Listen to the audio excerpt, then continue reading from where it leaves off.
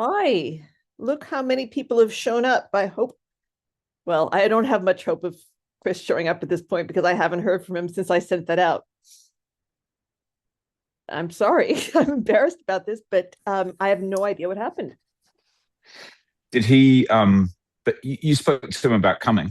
Yes, he was he accepted enthusiastically, and he said, let's be in touch soon about when, and then he just disappeared, which is not, I mean, this guy's not a flake. This is, you know, So maybe maybe he will show ambassador. up. Um, but I just don't know how he would know where to show up if he hasn't. I mean, if he's seen my Did you email. send him a? Did you send him a calendar invite? No, I didn't. I sent him a, um, a message in the chat and a message in by email. I'm going to send him the calendar invite. I mean, I think we have zero chance of this working, but I'm Like, actually going to send him a calendar invite now. hi, This is Rachel. the. By the way, Claire, I do think Oh, video. this is like a brilliant hack.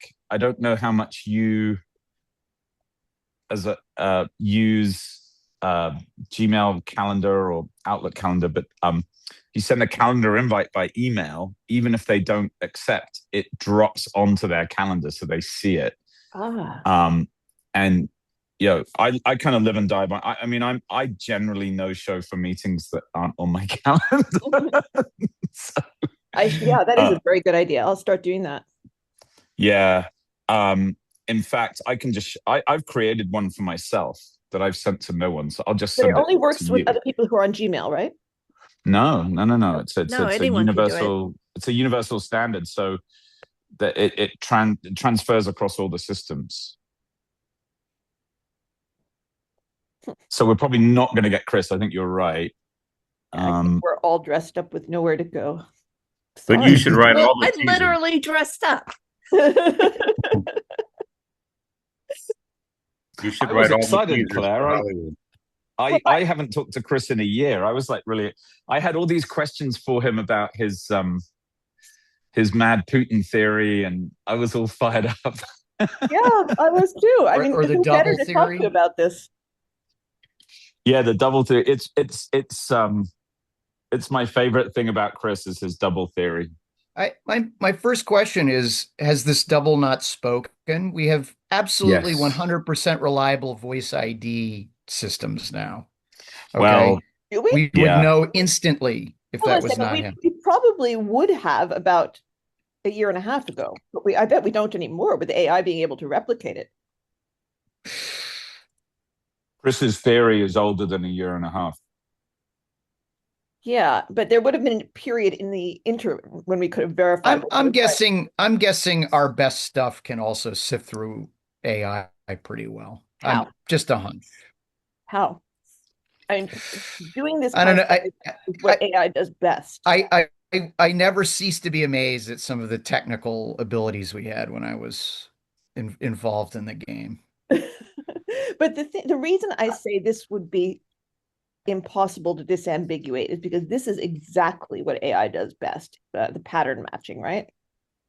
And Up to a if we point. have the technology to 100% reliable, But you'd be dubbing it onto a video or something like that, right? You know, whatever if you were technology we use to be sure with 100% certainty that the voice is the voice of the person we're targeting would also allow us to replicate the voice to 100% certainty. Not necessarily, I think. it, I think yeah, and I detection and creation are not the same thing. yeah, and I would say that even in the realm of academics, um, the things that now are used in, let's say, oh, what's the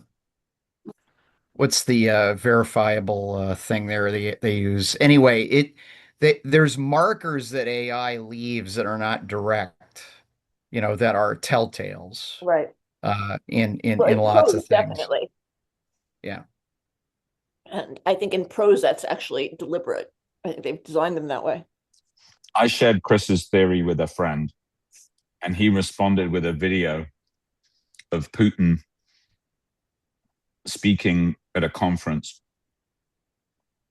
with a perfectly inflected East German accent. And he said, wow, this Belarusian carpenter double is really good. If he can do the same accent that you would have picked up being a KGB officer in Leipzig. So yeah. My brother thinks that Chris is a complete conspiracy theorist and a nut, but you know, well, that you I know, know he definitely does have double. He may No just be on question. that one issue. You know, there are people, I know people that are credible in Yeah. lots of things, but have one or two pet theories that are like, yeah. Okay, as long as you're not talking about that. Well, Putin Robert, does use the body old doubles. We know that.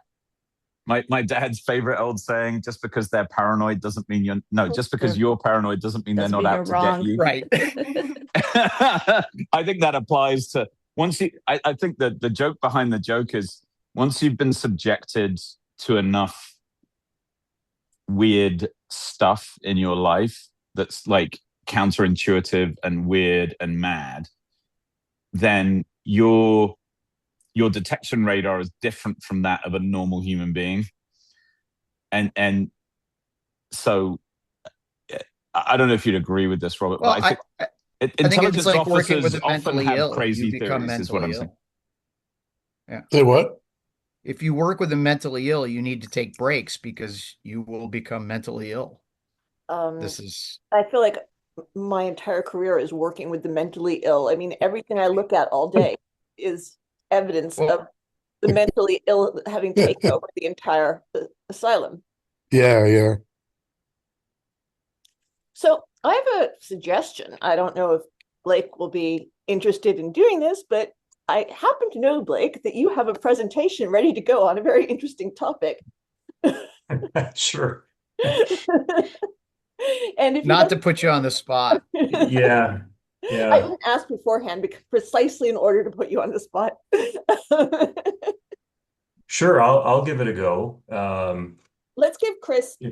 another minute to say. I mean, I think it's vanishingly likely that he's going to show up now. And then Blake, if I would be fascinated because I only got a chance to look at about 5 minutes of the video, but I got a sense of what the general argument was, and I think everyone would be interested in this. Sure. You are a good sport, Blake. Yeah. No problem. Oh, hi, Vivek. Oh, Vivek, I don't think we have a guest. We have, however, a very game substitute guest. Super. Blake, is this on topic or is this another thing entirely? Well, it's I would say it's loosely on topic. It's my I guess deeper dive. So I'm an engineer. My background is thermodynamics, fluid mechanics, combustion, those sorts of things. But I spent most of my career in the area of digital controls. I'm interested in everything, master of nothing. Um, I would call myself more a systems engineer at this point. So this is my trying to go back to, a grounding in physical truth. How do you get from there to, the crazy world we live in today? So this is my 5 slide attempt. It's actually I have a discussion group that I presented this to last night, and it's a response to a video that I linked actually in one of the threads in Claire's Substack. So I also have it in the presentation as well. But anyway, this is a very high level, so I'm sure you'll have lots of questions. Very high level gloss of this discussion that I've linked to. So I don't know, Claire, if you want to, do you want to wait a few more minutes or? He's not going to show up. Let's be realistic. Okay. All right. Let me get this started here. Blake, Blake, can Yeah. you introduce yourself? I'm not sure. I don't know Sure. who you are. Yeah, sure. So, again, my name is Blake Suhre. That's how you pronounce my strange last name. It's German, of course. Um, so as I said, I'm an engineer, although I actually got a finance degree first. It's a long story. My father, who's an aerospace engineer, actually worked in the space program from day one. Uh, Initially tried to talk me out of engineering, so didn't work, obviously, in the long run. But so, I have a little bit of background in finance and economics as well as 2 degrees in engineering. And I started my career. I always tell people I have sort of a V-shaped career. I started my career at GM, which was the number one or two largest company in the world at the time, almost laughable at this point. But so I started there, um, went to graduate school at the University of Wisconsin. I now, in retirement, teach at the University of Wisconsin. Um, I sort of moved down the ladder, uh, went back to Detroit, You teach worked for engineering Chrysler. at the University of Wisconsin. Correct, yeah, right. My And nephew is going worked. off to Berkeley to study engineering next year. We're very excited about it. No, very nice. Wait, your dad? My nephew, Leo. Oh, that makes more sense. Yeah, great. It's his childhood dream to be an engineer. We have no idea where he got it from. Justin's too. Yeah. Yeah, I I have no idea where it comes from. Anyway, Berlinski. yeah, I have trouble with like changing a light bulb. yeah. Anyway, sort of worked my way down to smaller and smaller companies, ended up starting a company that was purchased by aerospace and energy company in Colorado, where I was their technology director for a while. Ended my career at John Deere, actually, retired from there about 3 years ago. And since then, I've been teaching in the engineering continuing ed area of the College of Engineering here at the University of Wisconsin. So that's a little bit of my background. Like I said, I've always been interested in everything. And you should share that comment, Rachel. It will. What? You should share that comment. How is your nephew old enough for that? That's like, I still think of him as like a little guy. I've never even met him, but that's how I think of him. Sorry, Blake. Yeah, no worries. So with that, if you like, I will go for it. Share my screen. As I understand it, this is sort of a theory of everything that comprehensively explains the situation in the world right now. And I haven't studied it yet myself, so I don't know why it's wrong, although I tend to think theories of everything are necessarily wrong because the world is very complex. Yeah, I'm sure it is wrong in various places, but it's my grappling with how we got from the Big Bang to here. Blake, are you familiar with Stephen Wolfram's hypergraph and rule space? Yeah. Yes. And I haven't read a lot of his stuff. I've watched a few, interviews with him about these things. I'm a little skeptical. He comes from such a deep computational background that he sees everything as computation. I'm a little skeptical of that. We can talk more about that later if you like, but I'll dive in. Like I said, this is just 5 slides. It's very high level, so feel free to jump in and ask questions as I go. Best to watch all 5 slides first before we ask the questions. Maybe it fits together if we. It looks like you have to let me allow me to share.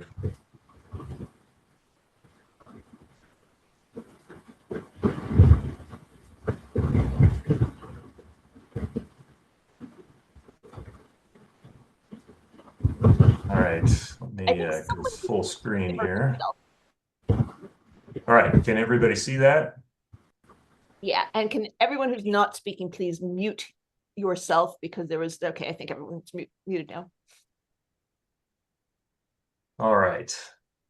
So again, this is really taking a look at the foundations of our civilization based on, you know, the premise is that, you know, nothing in this in the universe at our scale anyway, the mesoscale as it's called. If you think about the orders of magnitude between the scale of the universe and the smallest scales, the so-called Planck scale, you know, there's something like 31 orders of magnitude. We're somewhere in the middle, and at base, everything in that middle scale is really dominated by thermodynamics, and I'll explain that hopefully very briefly in the next slide. So, as I mentioned, I think the substrate of everything that happens is thermodynamic, and just to very briefly explain the pertinent laws here. The first law really is a statement of, you know, it's conservation of energy, but what does that mean?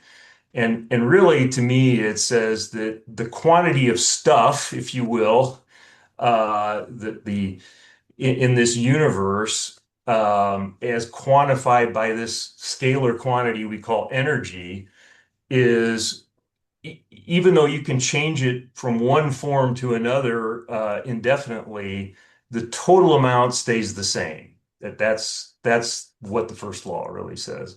The second law, which is really the more important one here, it is really a consequence of the fact that the universe, and we know this because we exist, began in a state of low entropy. Well, what does that mean?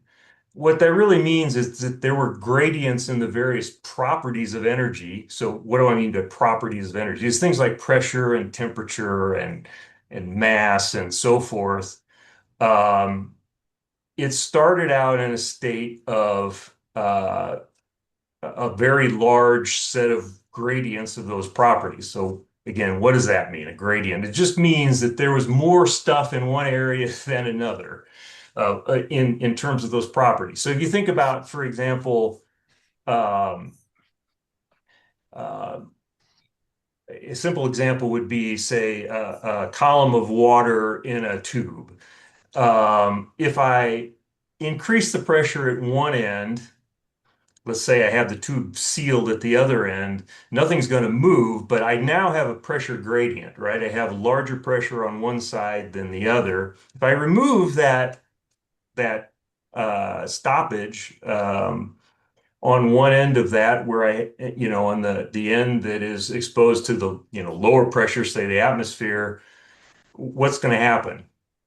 The water's going to move through uh, that tube, and in the process, um, work can be performed. So you could think of, okay, I can put a paddle wheel in that column of water, and I can do physical, you know, in this case, thermodynamic work. And that's really the essence of all change in the universe is simply that. It's just gradients unwinding themselves.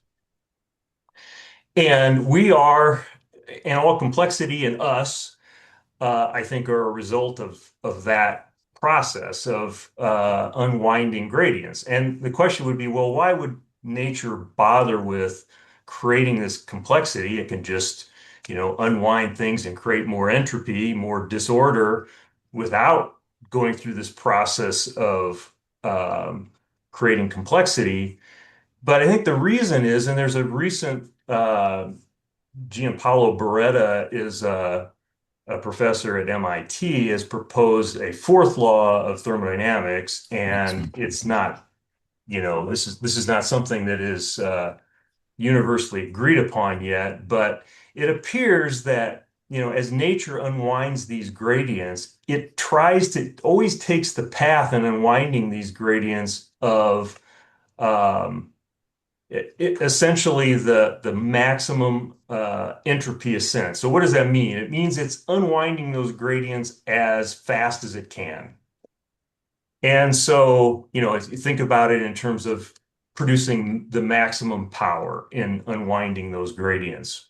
So it's kind of a torqued up second law.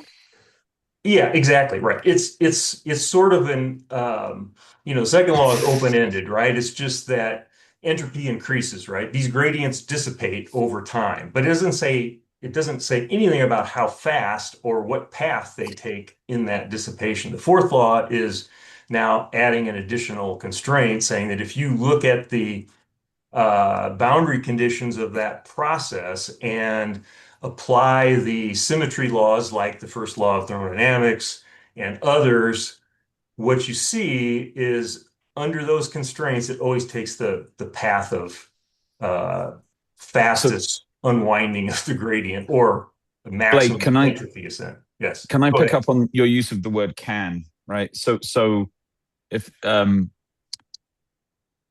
because that has some telic connotations, right? Which starts to get really sort of tricky. But surely, if I wanted to create maximum entropy as quickly as possible, I just have all my stars supernova, right? Wouldn't I? So why? So then I come back to your use of the word can. So why create all this complexity on this rock surrounding a star? Why not just have the sun supernova, job done? Right. Exactly. Right. And that's the right question to ask. And it seems to be that through the creation of that additional complexity, and we are sort of the ultimate expression of that we know of. We're the most complex arrangements of matter that we know of in the universe so far. The reason is because we create entropy at a faster rate than any other systems do. Even For- supernovas? Yes. Really? Yeah. What? Yeah. That's Yeah. incredible. For example, you would think, for example, the sun, right? We're consuming hydrogen or, to fusing hydrogen together to create helium in the sun at an enormous rate, right? You'd think that's creating entropy far greater than the rate we do. In reality, life creates entropy some 4 or 5 orders of magnitude faster than that. So it's Okay. it's I do think we're attempting to match paradigms that are sort of slightly different paradigms, and I'll state my interest here. I'm actually a big fan of Wolfram because we use these words like create, right? But then I'm assuming you've read Carlo Rovelli's Order of Time. I haven't read it, but I've Familiar? I'm familiar with his. So I mean, there were two things that struck me about the Order of Time that was interesting. One was he said we can be sort of reasonably sure that the entropic gradient exists in our area of the universe. We can't be sure that that condition holds everywhere. And he has a very bad explanation for why this might be. He just says, well, it just so happens that we happen to live in the. So that was one problem with, but then there's the bigger question of the order of time itself, right? Mm-hmm. So words like create imply cause and effect, and which in turn implies that there is an order or a sequence of time, and there's no universal sequence of time. Mm-hmm. This is why I start to find Wolfram's rule space actually, it stops my brain exploding when I think about this stuff, because he says, well, there are all these updating events in the hypergraph, and that explains why there's no such thing as you literally can't have you cannot measure the relationship. I'm going to try and parse my words carefully. You can't measure the relationship between time on Earth and time on Alpha Centauri. It can't be done. Mm-hmm. And maybe in some future universe, we could create some sort of supercomputer that could do this. Douglas Adams tried. this is where my brain starts to explode. So I think that the entropic gradient concept, to a certain extent, relies on a concept of time that is very specific to human cognition and doesn't exist at the quantum level. Hey, that was my summary. Well, yeah. So certainly, as we understand them now, the fundamental quantum mechanical laws of nature are time invariant, right? They don't have a concept of time. They work equally well going forward in time as backward. But The they don't. only, But you that's know, not our order of magnitude, so it doesn't concern us, right? correct. Yeah, exactly. And I mean, most physicists think that it's the second law of thermodynamics that defines the arrow of time, right? It's the fact that over time, these gradients, and when we're talking about systems of, more than one or two, particles or quantities of energy whatever those particles are, because I think some of these words are misleading in terms of what these systems are really like.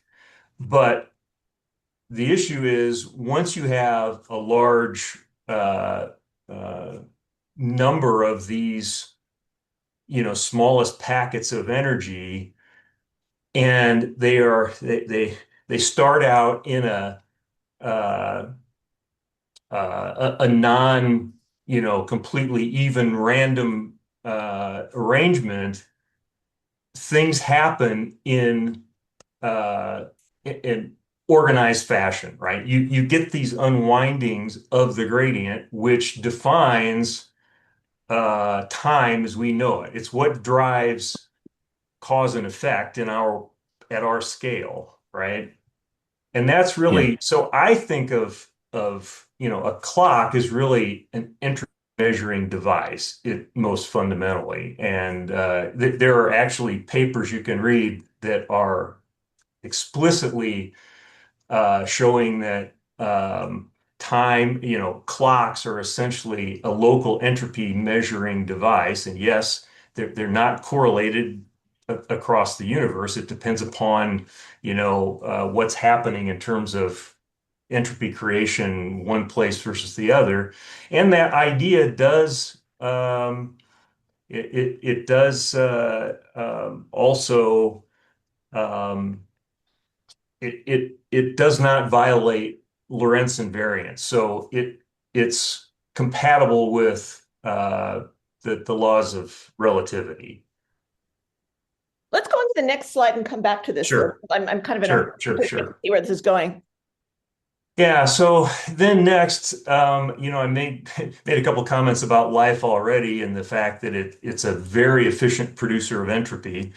So what is life? My definition, and biologists argue about this incessantly, but my definition is that it's a self-regulating, non-equilibrium thermodynamic system that can replicate itself. It's an example of complexity that can emerge or evolve because of gradient dissipation. It's sort of the ultimate expression of that creation of complexity in order to unwind gradients more efficiently. And I love this quote that I heard recently in a interview with David Krakauer, who is the president of the Santa Fe Institute, which is sort of the premier systems, complex adaptive systems research organization in the world. And he said, life is the most efficient way of returning to thermodynamic equilibrium. So basically, that's another way of stating that it's the most efficient way of creating entropy, of unwinding these gradients. And further, he said it's kind of suicide by the universe, right? It's trying to get to this, and the key characteristic of equilibrium is that nothing happens anymore once you reach equilibrium. Blake, could your second bullet point still work if we inverted it and we said um, uh, gradient dissipation is a characteristic of a complexity seeking self-replicating system. Would it still, do you think that would it be possible without violating your theory to reconfigure the the causal direction in your second bullet? Sorry, can you state that again? I'm Yeah, not I'm sure I sorry. caught exactly what you were trying to say.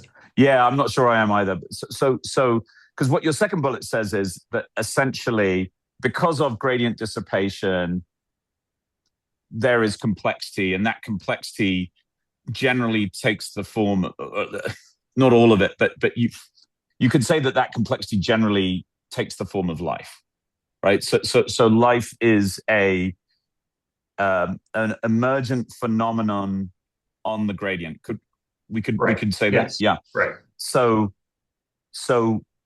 but we are inside the system. We are life, observing life from inside the system. Right. We don't have the God's eye view. So we're saying, well, life is complexity that can and does emerge because of gradient dissipation. But what if all of our metrics of gradient dissipation, what if we've got the causal chain wrong? Like, isn't it possible? Yeah, or sure. am I completely delusional here? Sure. I think it's possible. I just think this, as with anything in science, you're talking about probabilities, right? All of our laws, which are just models of how things Just work. models, exactly. And my favorite expression to really uh, uh, succinctly describe what science is all about is the saying by a famous statistician, actually used to be here at University of at University of Wisconsin. All models are wrong, but some are useful, which is correct. Exactly. They're all approximations to the real thing. The only thing that's a perfect model is the thing itself. And so which all is of these computationally irreducible. approximations. This is the center of Wolfram's thesis, is because of computational irreducibility, right? That can never be after the slides. Yeah. I'm sorry. Okay. Yeah, no worries. All right, so moving on. So I think to me, if what I'm saying previously is true or at least realistic, a realistic approximation, what I see as, we have a fundamental, us as human beings there's a fundamental divergence in objectives. And I put objectives in quotes because I don't think the universe has any sort of objective other than it's following the laws of physics, right? It's not, it's not a teleological drive here. So what I see nature trying to do, as I just described, is going through this process of gradient dissipation and possibly trying to do it as fast as it can, thus creating complexity along the way. And what our genes have evolved to do is just that, and we're astoundingly good at it. Now, I'll talk a little bit more about that in a minute, but the other issue here is that along the way we evolved, for whatever reason consciousness, and one of the attendant characteristics of evolving that consciousness is that we can suffer, and we have some sense of ourselves as a unit, which is really incorrect from a thermodynamic perspective, but nonetheless, that's I think how we were evolved to think about it. And ultimately, I think what we would like to do as a whole, as a species, is climb up something like the Maslow's hierarchy, if you want to think about it that way, to get to being able to support arts and the things that really make life worthwhile. So that though is in interrupting. Does everyone know what Maslow's hierarchy is? Maybe that's something you want to explain. Is there anyone who doesn't know? I can't see you, so you have to speak up if you don't know what it is. Okay, everyone knows. I'm not familiar with it. Yeah, there's a few people that are not. I have no idea. I'll drop it in the chat. I'll drop it in the chat for you guys. Yeah, it basically, what this pyramid is representing is that, at the bottom is, you have these fundamental needs to survive, right? You psychologist. Right. Maslow was a psychologist, exactly. And at the bottom rung, you need these fundamental things, food, water, shelter, those sorts of things. And as we have more overhead in society, our economy, if you will, you can move your way towards supporting the things that, to us make life more worthwhile, right? Like, I think of the top, he calls it self-actualization. It's, I think it's the ability to create and enjoy the arts and learning more about the universe as I'm trying to do here, those sorts of things. But that can't happen unless you progressively support these rungs on the way up to that level of existence. That you're going to care a lot more about feeding yourself before you're going to care about becoming a sculptor. Correct. Right. And the bottom rung is basically it's thermodynamic in nature, right? I mean, we need food, which is just it's food is a source of free energy, which is and that's by the way, the correct term. People, even physicists always talk about, using energy. You can't use energy. We just talked about the first law. It's really free energy, which is the portion of any quantity of energy that is available to do work. That's what is meant by free energy. And that's what food is for us. It's our source of free energy that allows us, our bodies as the organism, to do the work necessary to maintain life, to maintain this non-equilibrium condition that we're in through our life. And by the way, for us, we are trying to stave off equilibrium as long as possible as an organism, as the system we consider ourselves, because I'll give you one guess as to what happens when we reach equilibrium, right? We're dead. We're dead, exactly. So anyway, I think this is one of the fundamental issues here that we struggle with as humans in society, is that nature is trying to do one thing, we're trying to do something else that is distinctly different. And unless we understand that, I think we're going to struggle with that forever. Again, so I mentioned this evolutionary mismatch that I think we are in right now, in that 99.9+% of our evolutionary history as a species was in a pre-industrial society. As the economist would say, a Malthusian economy. It's a zero-sum economy, right? It's one where if you want to do better, you want to make sure that you basically have to have someone else do worse, right? There's a limited availability of resources, and you're fighting over slicing up a fixed size pie. So, but only, very recently, since the Industrial Revolution, say, 1850 plus or minus, we climbed out of that situation. We now have a positive sum economy, a growth economy, and we, unfortunately, as a species, evolved in a very different environment. So we still think in these zero-sum terms. I mean, I think this is part of the, why populism always has to be tamped down, because that's zero-sum thinking, right? It's the idea is, hey, I've got to stomp on somebody else to do better. In reality, in a positive sum economy that we actually, exist in today, I mean, we should want every other country to do better, because that means we'll do better. But we don't think that way. And so, I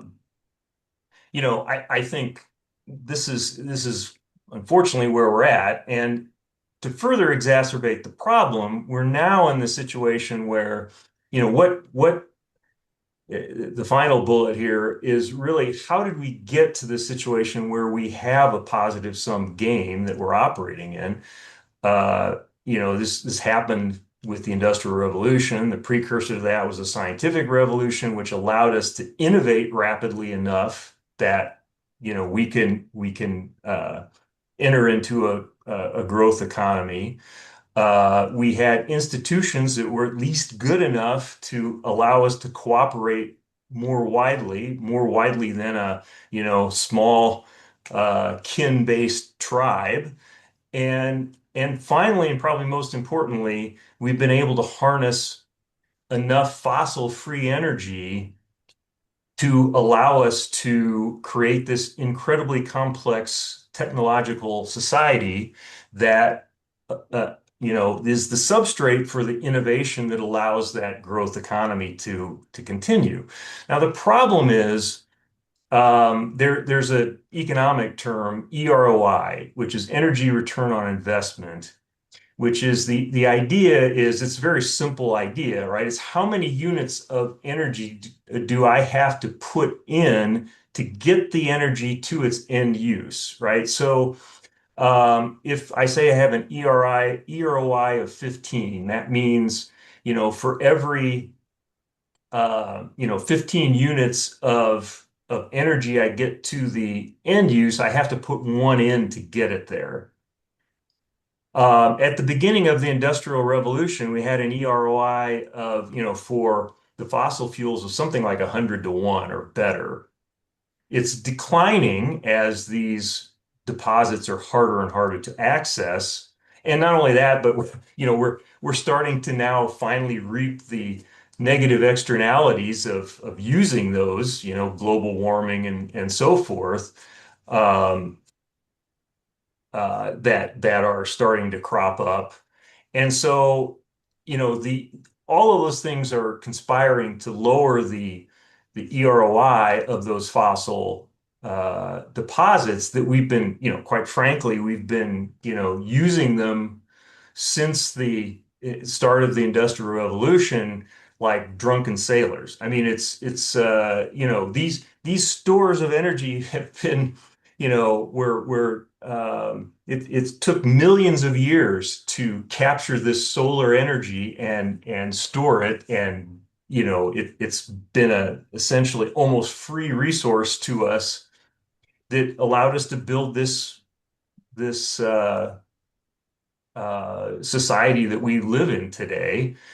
And I think, most people are completely energy blind, completely blind to how, we actually got here, and what it takes to sustain this sort of society. So, for example, the the economists who work in this area estimate that you need an EROI in somewhere in the range of 12 to 15 just to maintain our current sort of economy.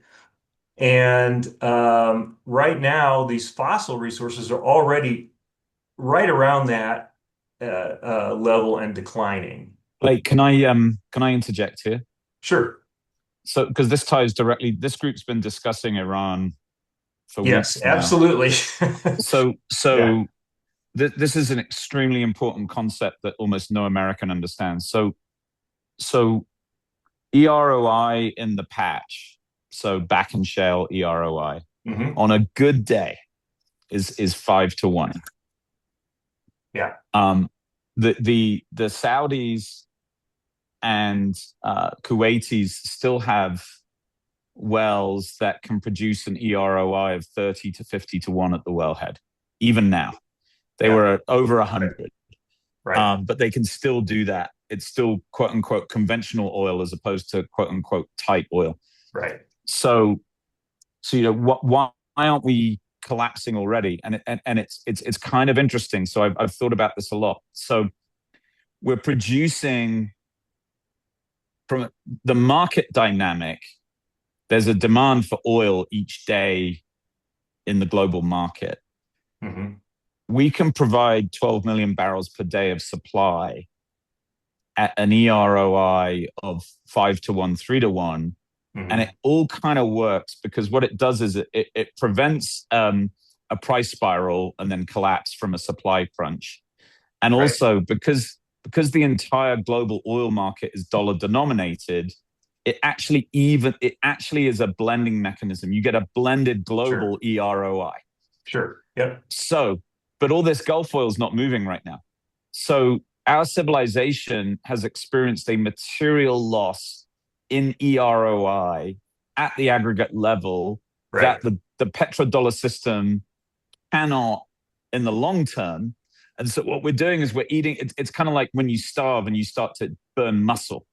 Yes, exactly. So we started to burn muscle on this. And so I've said this on previous calls, but this is the biggest political mistake that the average voter in America makes is, oh, we're energy independent. Yeah. No, we're not. No, we're not. Not even close. Right. So this is a really important point. So I didn't want to cut you off there, but yeah, absolutely. And this is also a problem when we think about renewables, because thermodynamically we have to get there. Either that or our population is going to crash in pain and suffering dramatically, because we're using these resources up at a stratospheric rate. And at the same time, as Simon just pointed out, as we use these resources up, we're using the easy ones to get to first, the high EROI stuff. And over time, as we use this stuff up, we're going to inevitably have to go to the harder and harder to get to parts, which are going to, the way I think of EROI, the higher that EROI value, it's the overhead we have for growth. And as that shrinks, our ability to grow the economy shrinks. So we have to go to some source, some alternative sources that can maintain that high level 12 to 15. And the only ones that we have now that are in that range are wind and PV solar. PV solar has increased dramatically. What about nuclear? Well, nuclear is also, it's not really renewable per se, but it's almost renewable, at least in human timescales. But yes, nuclear is probably absolutely going to have to be a bridge to some of these other solar-based renewables like wind and PV. And others. I mean, the problem with wind and PV obviously is the intermittency of those sources, and you have to have storage. When you add storage, now the EROI goes down quite a bit because storage is still, batteries and so on are expensive. But yes, this is a fundamental problem that people, I don't think, almost no one understands, that we are a non-equilibrium thermodynamic system that needs a supply of free energy continuously to live. And if we don't figure this out, we're in for big pain. Well, it's specifically the middle distillates that are going to be the crunch, right? Sure. So Yeah, absolutely. because batteries cannot like so.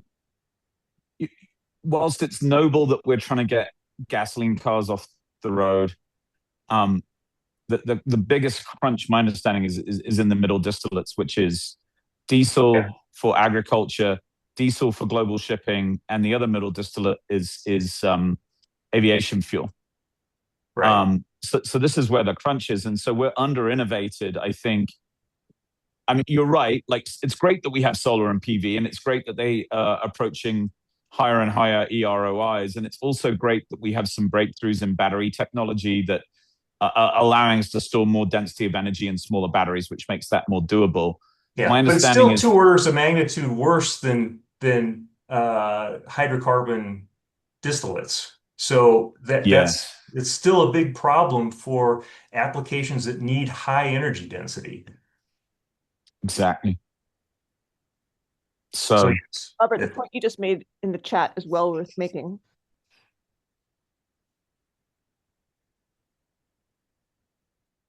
so just to continue, I mean, we've covered a lot of this already. We're on this EROI downslope. That means that the carrying, and if we maintain that downslope without doing something about it, the carrying capacity of the economy goes down inevitably. And this is why I said, we have to make this transition to renewables, and we need to do it while we still have enough, high EROI fossil fuels to power that that transition. Here's my theory. Donald Trump is the world's greatest visionary. He has understood all of this. Yeah. yes. Yeah, I had that thought too, Claire. Yeah. I called him the accidental environmentalist. Yeah, exactly. Yeah. Quick question. Yeah. Just trying to understand this EROI decline.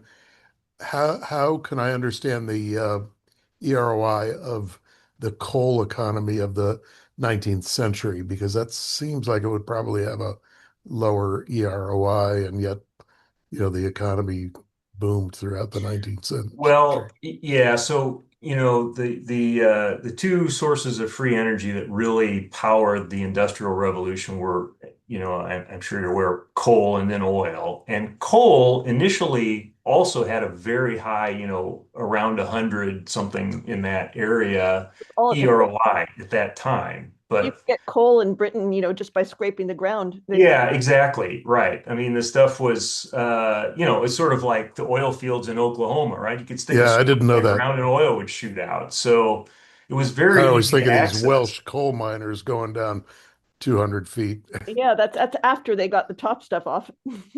Well, see. Jim, let me cook your noodle for a minute. So when we offshored all our manufacturing to China, it's I'm not saying that this was anyone's plan, but what happened was we were already starting to suffer some EROI declines in Western manufacturing.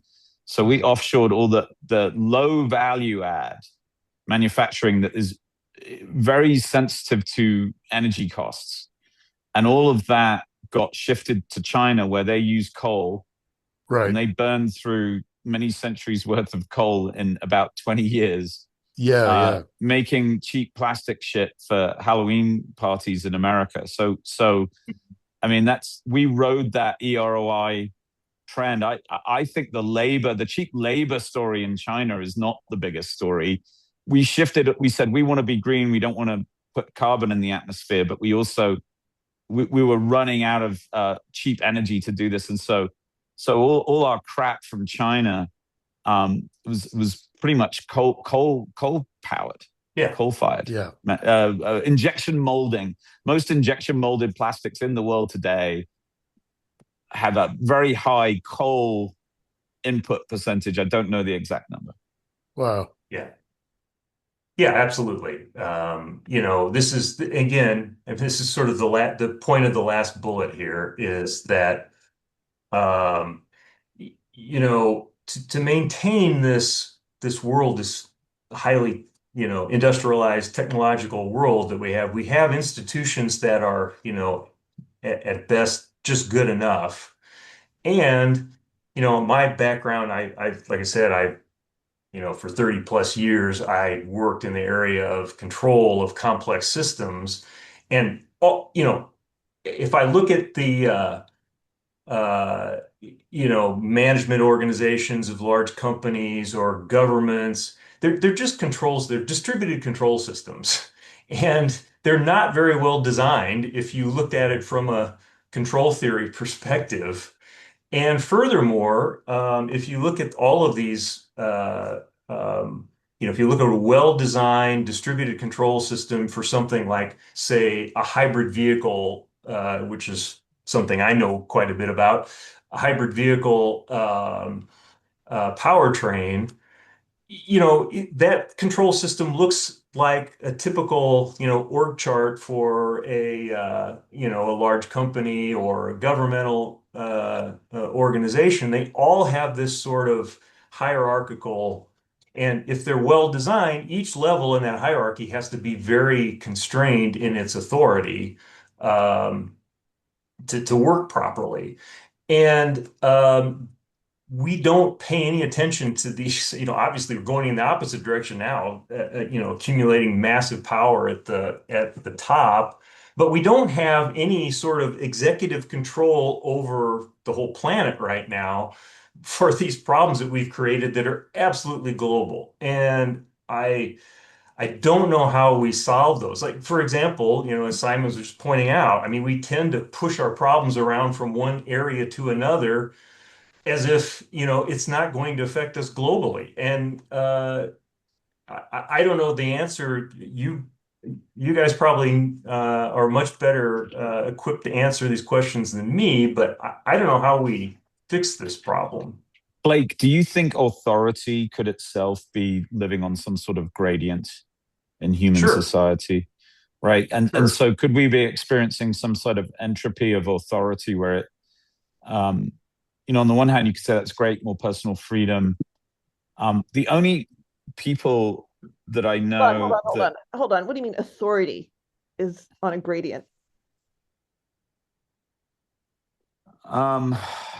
That we're the centralized direction of human society is dissipating into what seems more chaotic, but also less central control. From kings to Greek democracy, as opposed to just a description of something that is. I mean, are you guessing this is law-like or connected to the energy situation?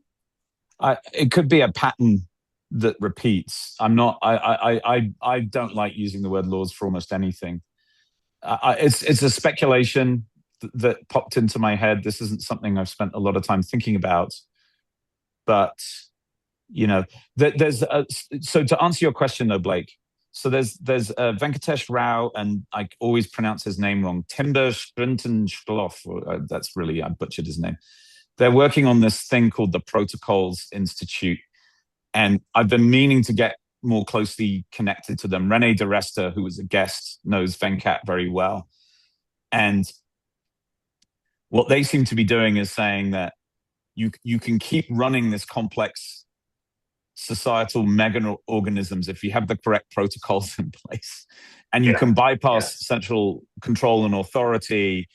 And so it's kind of a different approach to systems engineering, and I have a lot of sympathy for it because I think our highly centralized, legalistic institutions, are in a advanced decay, and Claire always pushes me on this because I sometimes look like I'm dancing on the grave of order, which I'm not trying to do. But it's so I have it on my to-do list is to get connected to they just started an institute called the Protocols Institute, and the whole concept is it also explains how our daily life weirdly is kind of works like you turn on the news and there's all this chaos and political polarization, and then you go out of your front door and like everything seems to work. Yeah. And so Right. I'm trying to frame that paradox. I'm going to let you respond. Also, Sean has had his hand up for a while. Sorry, what was that, Claire? Sean has had his hand up for a while. No, okay. Yeah. Sean. Oh, I don't know if you want to answer Simon's question first. I had a slightly different question, but Okay.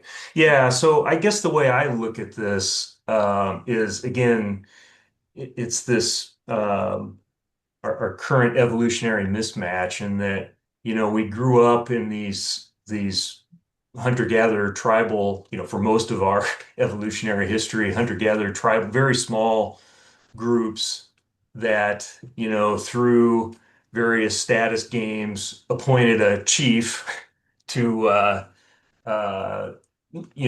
decide, make the large decisions for the group. And, with a small group like that, you could have fairly top-down uh, control and make it work. But once those systems get larger and more complex, you need, division of control systems labor, if you will, right? And so I think what happens is when um, social systems get stressed, they tend to want to have some, appoint somebody that's going to take care of the problems for them, as if, any one person contains the capability of controlling this gigantic, organism that we've created. And so, that's to me, it's, and I'm no anthropologist, certainly, but I think it's my best guess is that it's the fact that we have changed our uh, environment so dramatically, and we've truly turned it on its head. There's a great book called A Farewell to Alms by economist Jeffrey Clark that talks about just how, our world has really flipped on its head since the Industrial Revolution. And so we're just psychologically mismatched to our current environment.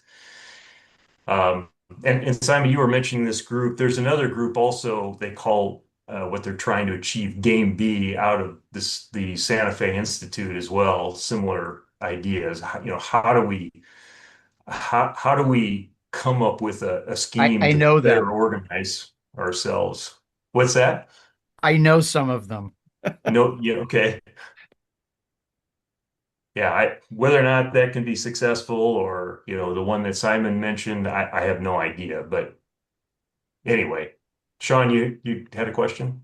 yeah, it kind of ties in to what you're saying now. But my thought and thinking is I'm totally non engineer, scientific background. I'm a humanities guy, analyst, former CIA analyst who Mhm. analyzes wars and conflicts. So, but the whole energy security thing has always played into some of those discussions. But my question to you was, what is your take when you have people, one of the rejoinders I would think that I hear sometimes is when this topic is discussed, whether it be global warming or other aspects of it, is that, we're always going to have new technologies that come along that are going to, bail us out of this. And the people point to, for example, the shale revolution in the United States. We couldn't have known 30 years ago that this type of resource was out there. And so I just hear that argument a lot, and I'm sure you've thought that through as you think about these things. And Yeah, yeah, well, sure. And, we've been able to innovate our way out of problems significantly, since the Industrial Revolution. And it's completely because we had this source of almost free, very high density, high EROI energy, free energy that, we just lucked out on. I mean, and it, we can innovate through a lot of things, but we can't innovate our way out of the laws of physics. That's That's my retort to those, and who knows how long we can ride this wave, right? It maybe it's another 15 years, maybe it's another 150 years, but if you think about how long those timescales are in terms of, um, geological time, it's less than the blink of an eye. But I think this is another problem with our, relatively short time, the short time span of our lives as humans is that we just don't understand things that occur on long time scales, right? And we tend to think about, I mean, look at the electorate. They blame everything that occurs on the current leader, despite the fact that many of these things are working themselves out over long time scales, right? And in most cases, why is the universe, the models of the universe written in differential equations? Because it's the rate of change of things that's more important than the absolute value. And we as humans just don't understand that because, our existence is a flicker and on the time scales we're talking about here. Yeah, and Although some also I of us guess have, just sorry, quick comment. I am There's no slide. struck by Otherwise we can stop Sure. screen sharing so we can see each other.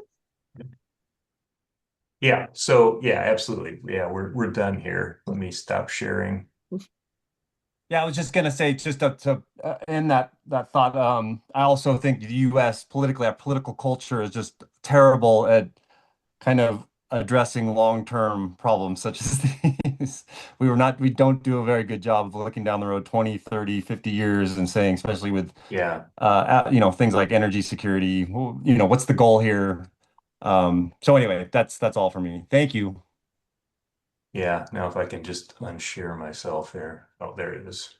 Sean, do you mind if I respond to your response quickly? Because Yeah, I think that's I'm done.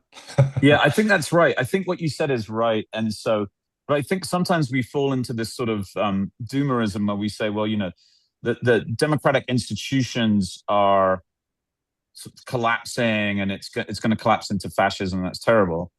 It's like, I could take a different frame on it and say they've kind of a lot of the given what we know about populations and information systems in our society and social media, given what we know about all this stuff, we just sort of reached the limits of what those kinds of institutions can do.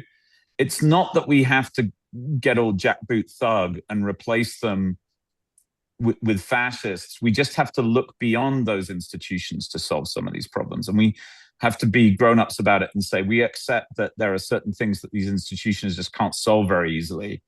And so that's why when I see these other institutes kind of popping up, they're not anti-democratic institutions. They're just recognizing that the scope of the current institutions that will probably limp on for much longer. They're not going to collapse overnight. But they will become increasingly, I don't want to say totally irrelevant, but they will play less of a role in solving some of these problems than those of us who have been brought up to be ideologically committed to democracy would be comfortable with. And you see this paradox in the quote unquote defenders of democracy, where on the one hand, we say we really want to defend democracy. It's given us all this bounty and it's great and it's wonderful.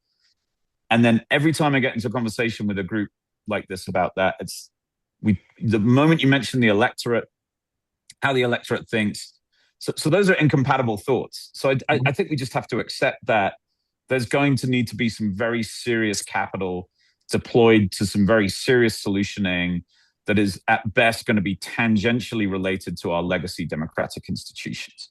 And that's not the same thing as advocating for their downfall, which I think some of the more hyped up, caffeinated people from Silicon Valley kind of make this extra step and they start saying they're terrible, we should burn them, and you get all Curtis Yarvin, which is puerile to me. So yeah, in fact, that's to me going in the opposite direction we need to, given the world that we live in today, right? I mean, going back to a manager, institutional regime that worked in the Middle Ages is it's just ridiculously malfitted to what we need today. Uh, I, yeah, it does amaze me how short-sighted some of the Silicon Valley folks are for being, the the purported geniuses they all are. Um, Yeah, I agree. but from my perspective, I think there are things that we could use uh, some insights from control of complex systems. As I always say, if you've got a very complex system, you need um, you need controls to direct and you, this pattern repeats itself in every living organism. You need controls that are not concentrated in one area but are distributed and allow you to direct the activities generally of that very complex system in the direction of whatever goal you have for that system. And we're just not, I think we just outstripped the capability of some of our current institutions. And not to say that we can just destroy them, because we have to have these institutions to make any progress and avoid killing ourselves uh, en masse. Have And you read, Blake, What Technology Wants, the book What Technology Wants? I have not. I've heard of it, but yeah, I haven't read that one. I'll give you the 5-second insight that ties to what you were saying, which is all the old technologies kind of get subsumed into the new ones. Right. And this even happens with biology. I'm not Yeah, a absolutely. biologist. So Rupert Sheldrake, who I know is a bit of a fringe dude, but he does have some interesting things to say every once in a while. And I was listening to him the other day, and he said there was a form of life that was a very early form of life on Earth, pre-plants, pre-animals, some sort of multicellular life form. Mm-hmm. And it basically said it got captured by the plants, and it's now the engine of photosynthesis. I forget what this life form is. Yeah. So it used to be a freestanding life form. Yep. That Yeah. now so let's look at democracy and human society. It's going to continue, I think, to be part of our society and our culture, and an important one. But if we want to keep riding the complexity wave up, which obviously maximum power principle requires more energy, these institutions, I don't think they'll completely die. I just think they'll get folded in. I mean, Sure. Yeah. buried somewhere deep in our democracy is Magna Carta. Right? It's kind of like this absolutely. load-bearing technology that kind of lives deep down. I mean, we don't need to negotiate my relationship with the king as a landlord anymore, but it's still somehow in there. Yeah. Right. It's a more optimistic take. Right. No, exactly. The energetic cycle that maintains all life on this planet and is, working in every one of our cells, that chemical cycle is, according to Nick Lane, that was initially innovated in a alkaline hydrothermal vent, at the bottom of the ocean. And it's just been used over and over again. It's not that efficient. I mean, if you were to design something from scratch, it would be more efficient than that in terms of a thermodynamic cycle. But, these things, like you say, they're built, on top of each other progressively. I mean, we, as an organism, you look at, the individual cells, which are the thermodynamic unit, have learned to, if you will, cooperate enough to form these organisms like us and all the other ones on this planet by a loose agglomeration of evolved control mechanisms that end up in the big picture looking again like one of those hierarchical systems like the management organization of a large company or a government or what have you. That pattern is repeated over and over again. And I think, we we need to push that evolutionary process in the development of um, our institutions to better accommodate the situation we're in. And I mean, it's a difficult one because our technology is continuing on this exponential up curve. It's hard to see how that keeps up, but Like you wrote in the comment you left on the podcast, you wrote you wish that you could get everyone to understand these points because you believe that understanding the physical situation helps to understand the current outbreak of populism and outright idiocy. yeah. Can you explain what you think that connection is? Yeah. So again, I think, I guess the way I think about it is, because we have created since the Industrial Revolution very rapidly, and you look at everything, every measure of,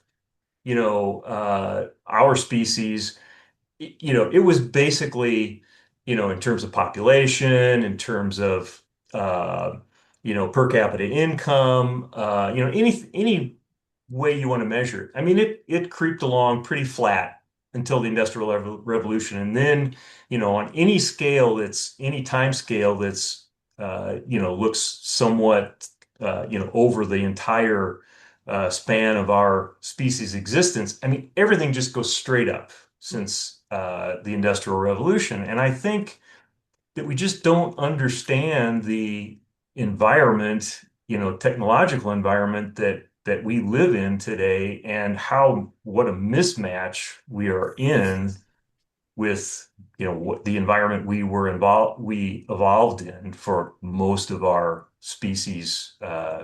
And I think we don't understand that at our peril, because inevitably it's going to require some, we've just been talking about, I think, reworking of institutions and so on to accommodate that incredibly complex world that we live in. I mean, we were just talking about thinking about the electorate and how, I mean, every time I listen to um, I listen to several podcasts that do focus groups with the average voter, and it's just astounding how little they understand of the world they live in. I mean, I mean, they contradict themselves, twice in every sentence, and can't string two coherent thoughts together. Are It's you pretty talking about Sarah astounding. Longwell's podcast? Yes, yeah, Yeah. that's one of them. Yes. Listening to them makes me, what was it that Tim said? It said it makes you want to cut yourself. Yeah, yeah. So I don't know. I mean, I think it's both an argument for better, because I mean, there's probably no time which any one individual really fully understood, maybe a Da Vinci or somebody like that really understood fully the world they were living in. But this is why you have institutions to modulate that process to come Mm. to something sort of aiming at some overall goal for the society. But those are all startup institutions that are addressing what you're talking about, because the major institutions are, I mean, I've talked to a couple of people in the last month from the major institutions, and it's quite clear to me that they have probably no more confidence in those institutions than this group does. Is right this now. the senator that you met in the plane? Oh, no, don't say that on telly. Cut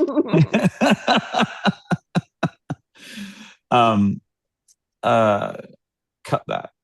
Okay.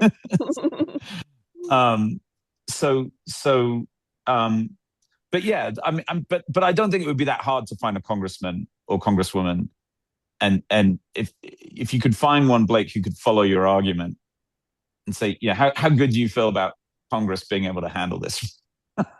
think Yeah. I think it's not that Yeah. Well, controversial. They would be like, well, not great. I don't feel great about it. yeah, I have one that I think is quite competent that lives in my building, Pammy Baldwin. And yeah, I mean, I've had some short conversations with her, and yeah, it's pretty bleak. So, My question, though, is you're specifically connecting the energy situation with the rise of populism and idiocracy. And I'm wondering, what is the mechanism here by which you connect them?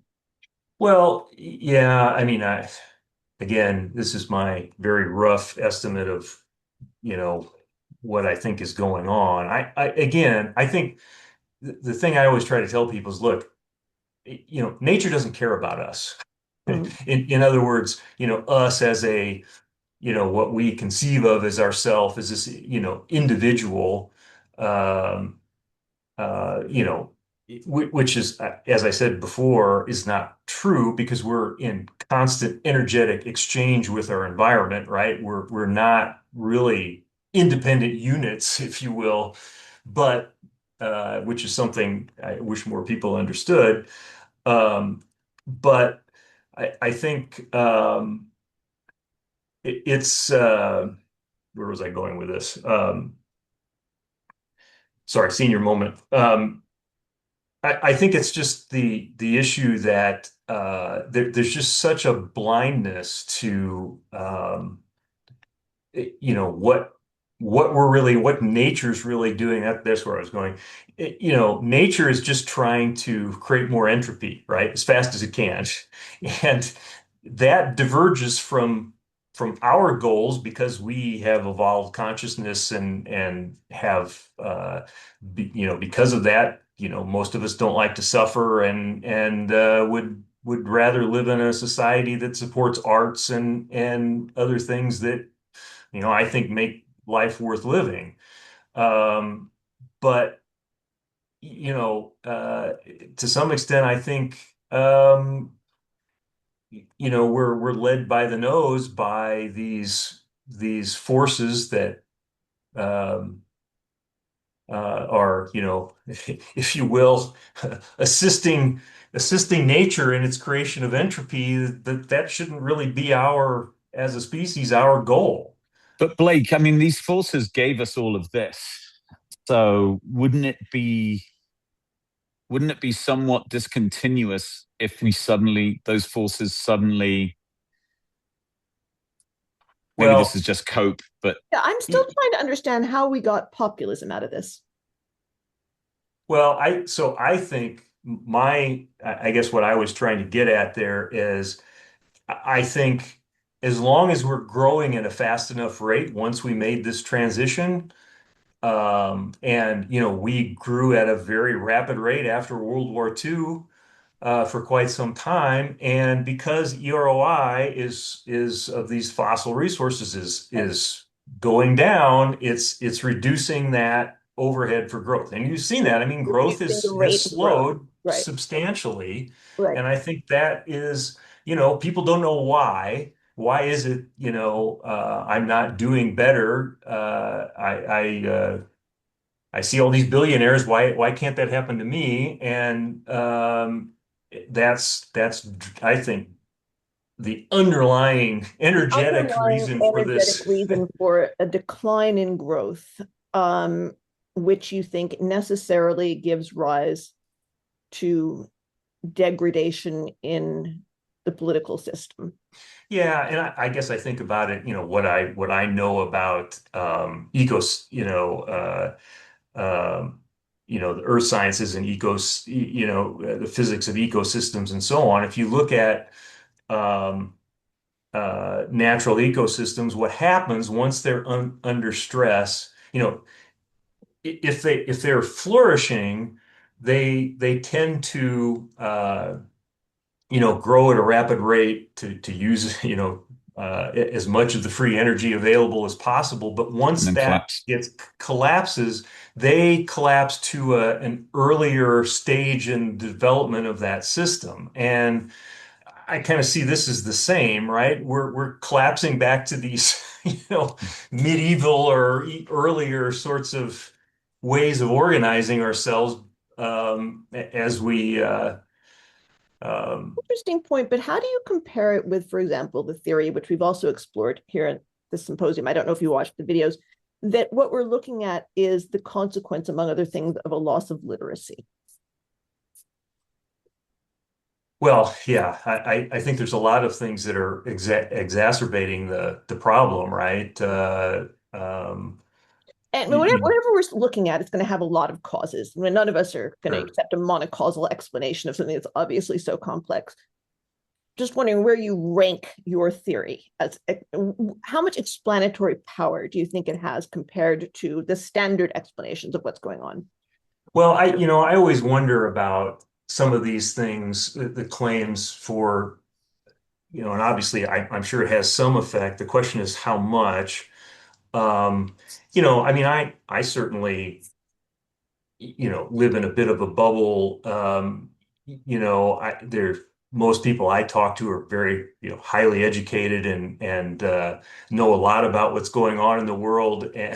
But Not us. um, We're all here convening with the salt of the earth. well, I'm probably the saltiest then, but um, I just wonder, what what percentage of, we talk about literacy and the decline of literacy, how much, what percentage of the overall populace was really that literate ever? Not very many. I put this question to Adam, who's our literacy guru. Once I said, illiteracy rates have on paper gone up, not down. But I think he's absolutely right to say yes, but our elites are no longer literate, and that matters a lot. Well, yeah. But again, I would attribute a lot of that to the fact that, again, we're sort of in this, the rate of growth is declining, and so people are, circling back to um, their, um, you know, sort of earlier evolved behavioral portfolio. And That's right. why did we elect this clown show of, in the US that is running the show? I mean, I can't explain it other than people grasping for, somebody to solve that problem for Our them. miracle strong. And It's a pretty, they, I think there's a really simple explanation, which is that it was elite capture of all the economic surplus since 1970. And so for a while, the ordinary people went, when I say the ordinary people, I'm talking about like 80, 90% of the population. So all that excess of productivity in our economy from 1970 to today has sure. all gone to, yeah. My party trick is when I go to like weddings in Aspen, my party trick is to, when Trump comes up, I say, well, we've all benefited enormously. There's no one in this room who hasn't benefited from the economic burst, the post-war economic burst. I said, but most people in the country have not benefited from it at all. And Post-war and I'd say from 1970 onwards. Yeah, yeah, yeah. Yeah, I Claire always agree with keeps me that. precise, but from, and we have data to back this up, right? And by the way, Claire, Piketty did not really retract his fundamental thesis, which is when the growth of the capital class grows faster than the overall rate of growth, it doesn't matter how much growth you have. If R is greater than G, so I'm not even sure that more growth would solve this if the rate of capture continued to accelerate faster than the rate of overall growth. And this is a durable, every 200 years cycle of history that we have not yet. So if we're really to accomplish something here, it's like, can we break the 200-year cycle of elite wealth concentration to the point where it's counterproductive to elites? I mean, my favorite billionaire is Ray Dalio, because he's managed to amass billions of dollars without being captured by his own Kool-Aid. He's very rare amongst that group. Right. It's extremely rare because most of them just cannot face the truth. And Dalio is so impressive to me because it's easy for academics to face the truth like Turchin and these guys, right? But for Dalio to do it always blows me away. Yeah. What's the saying about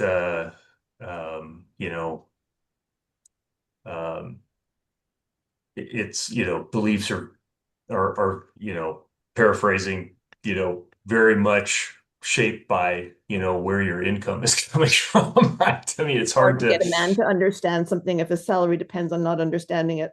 Correct. Exactly. That's where you stand right. is based on where you sit. Yeah, exactly. Quick question. When you often hear how the middle of the country hasn't benefited from any of the economic miracle from 1970, I assume that they factor in things like, you hold in your hand a computer basically that's more powerful than all the computers that were available in 1970, or that, you can say, hey Siri, turn on the TV, and you get 1,500 different choices as opposed to three broadcast networks. Or you and can televisions go are to college, online and, get MIT courses if you are able to. And if you have heart, Is that factored in when they say that nobody has benefited from, or the majority of the country? It is. I need to qualify what I'm saying. So because it's highly divergent. So like high technology things like flat screen TVs and computers, just the cost of that has just continues to collapse, right? And so you're right. So I don't want to say that there's been no benefit, but I would say that the economic I'm not saying surplus, you. I'm saying I've seen that. These people wouldn't make that argument. But the argument they would make is all of the economic surplus since 1970 has been transferred to the top 10%, and most of that is to the top 0.1%. Firstly, and then secondly, TVs have never been cheaper, but housing has never been more expensive. Education has never been more expensive, and healthcare has never been more expensive. And these are three strong fundamentals of life. Now, you could argue that the computing thing means that anyone can bootstrap themselves into the top 10%. And this is a compelling argument, right? Which is, well, if you have the verve and the will, you have unlimited access to free information. You could bootstrap your.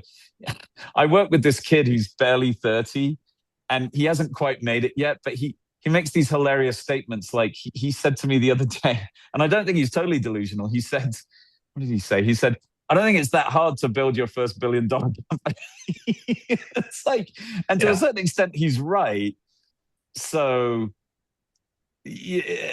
but structurally, there's always going to be 90% of people who are going to be left out. Yeah, probably more like 98, but I'd still like to connect this to the idea of the declining return on investment in energy. And I wonder if there is a connection, if there's a causal connection, does that mean that there is some reason it is impossible to solve this problem through redistributive taxation, for example? I don't know, but I think both of those have been a big problem, right? I mean, not only has the overall growth rate gone down, but we have the problem of the distribution has also become highly skewed because of policies, as Simon said, since the 70s, I think, there is this psychological effect that, again, I'm not a sociologist, but, if you're the only millionaire in a neighborhood of billionaires, you still feel downtrodden, right? So, and I think some of that's going on here. David, I'd like to hear your thoughts about this.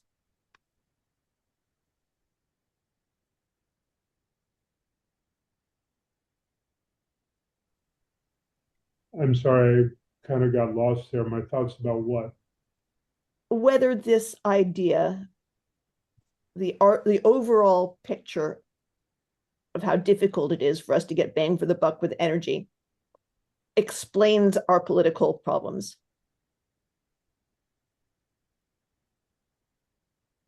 Whoa.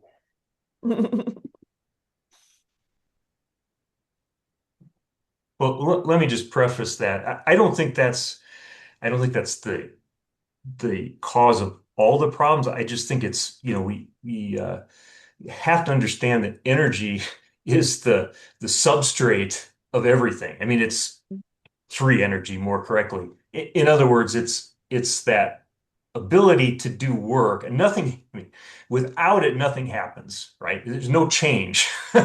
So, so I think that's a big issue that you have to grapple with first. And then there's all these other things that are overlaid on top of that, but that's where it starts, if you will. Well, in reply, let me ask Blake a question, which is what I was thinking about when you asked the question, Claire, which is, Blake, this whole thing was introduced by your post on Claire's site, where Mhm. you introduced a YouTube link, a video on YouTube, Right. a conversation between Nate Hagens and Tad Patzik, if I'm pronouncing his name correctly. Yeah, correct. And I was wondering how much of your presentation here is an introduction to that conversation, a summary of that conversation, Tad Patzik's ideas, or you're kind of piggybacking on what was discussed there and then adding your own insights. Yeah, it's a little of each. So it's it's at its base, it's following his thesis in that discussion.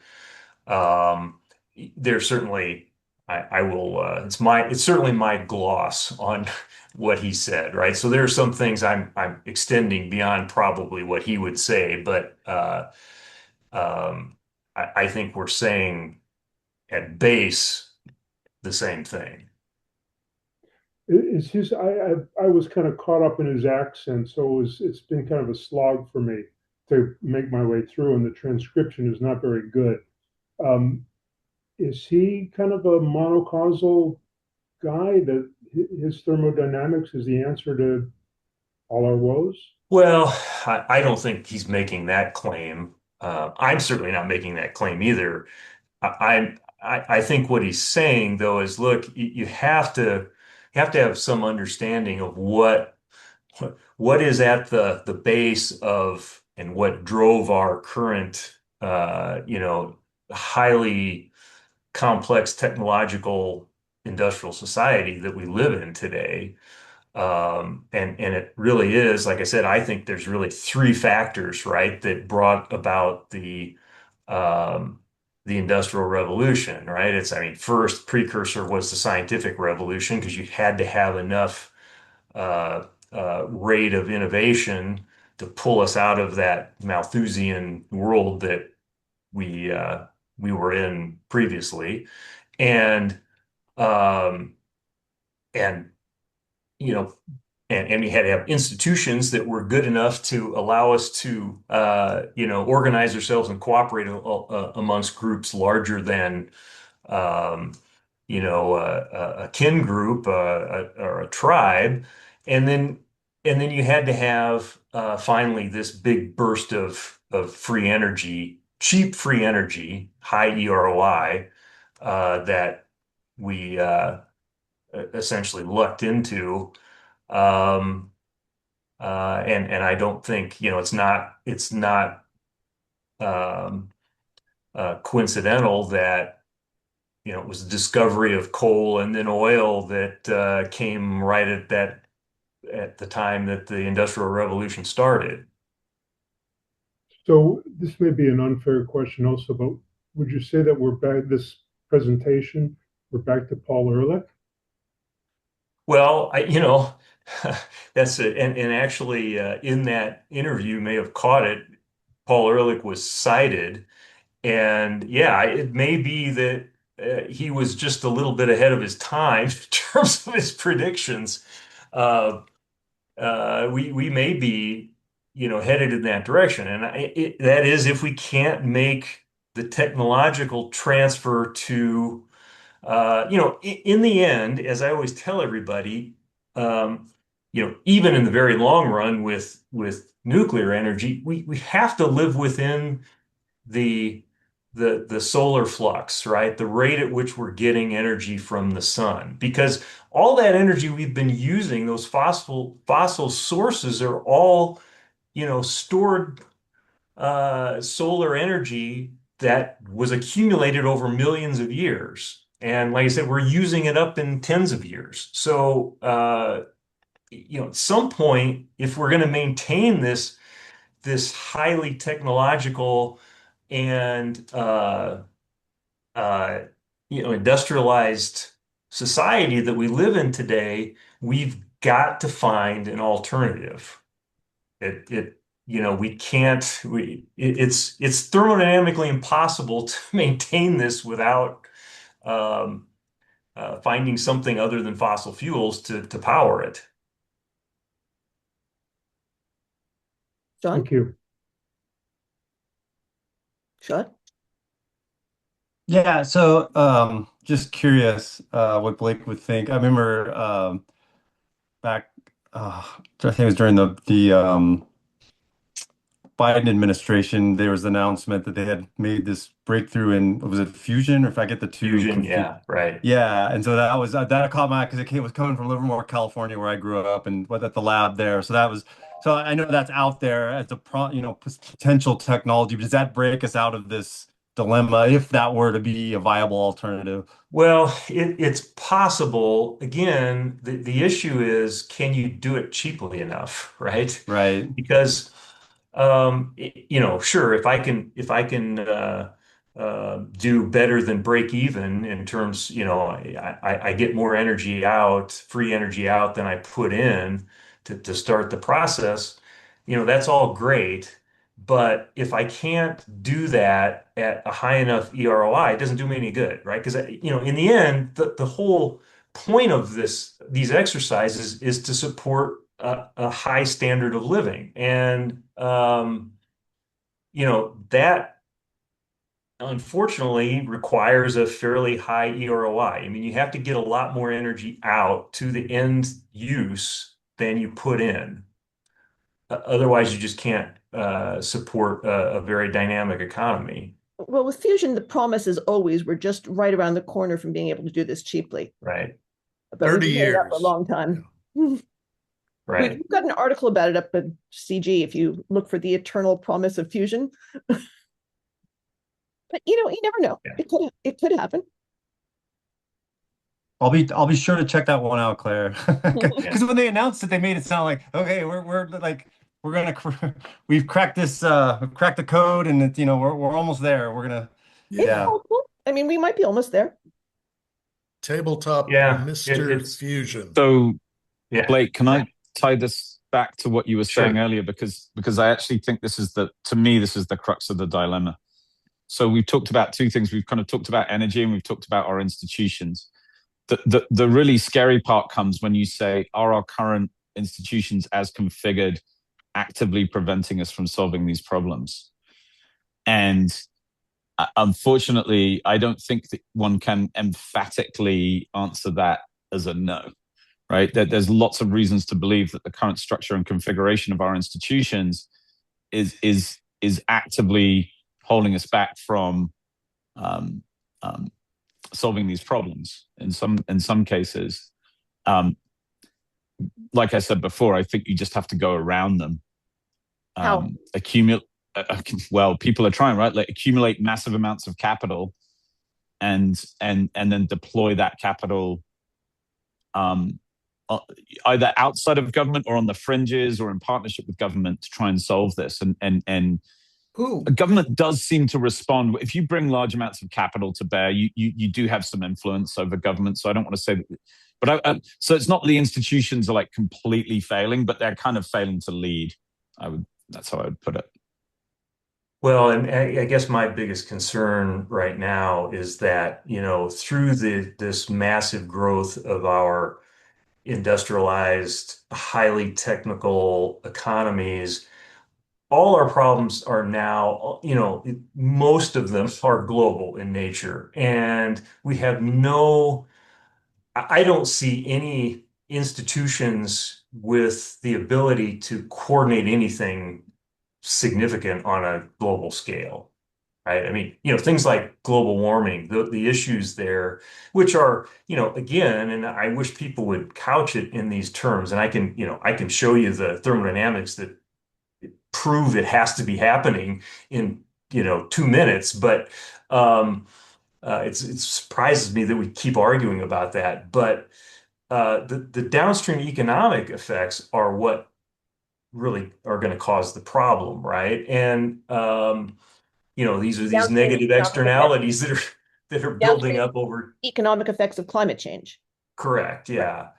Right. And so and that's absolutely a global problem, right? I mean, it's no one nation can solve that problem on their own, and I don't see how we coordinate to work on problems like that. That's just one, right? I mean, there are many, but Well, the United States once led the way in creating a suite of very effective institutions to solve what were then the most sure. pressing problems. It is possible to do that, but it requires a certain kind of United States. Right. Well, one Right. that didn't just spend 50 years essentially cutting out 90% of the population from the economic pie, which is why I think you can't reverse course back to this dream that was Rome. Sorry, just Yeah, I quoting the mean, yeah, gladiator there. like you say, Claire, I mean, the U.S. was that that connective tissue by fiat, but we're abdicating that at an alarming rate right now. So, But it doesn't have to be that way. There's no, or is there a law of nature that says it has to be that way? no, I don't think so. Other than, we have these overlapping needs of better, global coordination at the same time. I think because we're, at least at base on this downslope of EROI, causing us to retreat to, Reprimitivize. exactly. So, But theoretically, we have enough energy remaining to devote a significant portion of that energy towards solving this problem. sure, Where sure, I sort of deviate from the typical liberals is it's clear that the degeneration of that version of the United States was populism is part and parcel with it. I think where I deviate from most people is I don't blame the populists. I kind of blame us, the people who should have known better. I think that's where I kind of part ways with a lot of people here because, I actually think Hillary's basket of deplorables was completely kicking. What was it my friend said the other day? It's like kicking a puppy, and so I see these as linked issues. It's like if we can create a vision for the future that is more inclusive of more people in the United States, then the United States could recover its leadership role before we get into the real cannibal games. Once the EROI goes below a certain threshold, I posted I wrote 3 articles a year ago called the Escape Velocity series, and it was basically this idea of like we're in orbit, we're in a decaying orbit, and we've got to kind of try and push ourselves up out of this decaying orbit because it's very clear if we don't, we're gonna. And I do think energy is at the heart of that. So yeah, yeah. Couldn't agree more. I had a quick, and this goes back to some of the a little bit of what Simon's talking about, and also the discussion we had on just the causes of Claire, the last several sessions we've had talking about kind of the post literate society that we live in, and then also I think just in culturally Americans, I don't know, it just seems like science isn't their favorite subject. I'll put it that way, but I do think, just looking back on my lifetime, that the rise of the climate crisis or global warming had something. I thought about this often, that it seemed to undermine the narratives of scientific progress. Basically, since the Industrial Revolution, that we're just constantly on this trajectory. Our quality of life is just going to improve each generation after each generation because of science, because of industrial progress. And I just think I remember from the 80s, 90s as a kid, just hearing all this kind of like global warming just kind of exploded on the consciousness at that time. And it just did seem to, I think long term, it kind of undermined this notion that we live in a world of scientific progress and each generation is going to be better off than the one before. So I just think that's a little ironic in talking about this. I think in a lot of Americans, just popular culture, you see in popular culture, just there's just not a lot of faith in science anymore to address a lot of these issues. That's just a Yeah. perspective, something I've seen over my lifetime. Yeah, this is something that I ponder all the time, how we live in this nation of, the most powerful, uh, educational institutions, university system here, scientific, um, capability is unmatched, and yet, this the society in general in the U.S. is, scientifically illiterate. I mean, I'd like somebody to explain how that happened, but I mean, in the crudest terms, you hear, oh, well, we've just destroyed the world. We've just, and it's just kind of like, well, there's this environmental crisis, but maybe science might be able to help out on this a little bit. yeah, Yeah, the thinking that just, I think it stems from popular culture and all these things. But the basic point, I do think that, this notion that environmentally we've hit some limits and we have some problems globally, that's changed the outlook at least, or the outlook on science and project or progress. yeah, yeah, Well, so much of this would be alleviated, and if we had not collectively decided not to pursue nuclear power to the extent we could have.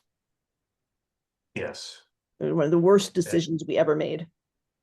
yes, And again, that had to do with popular culture being readily terrified by scary stories, and not yeah, understanding the difference between a modern nuclear plant in Chernobyl, not yeah, understanding how safe nuclear power is compared with every other form of power, including solar, including wind. yeah.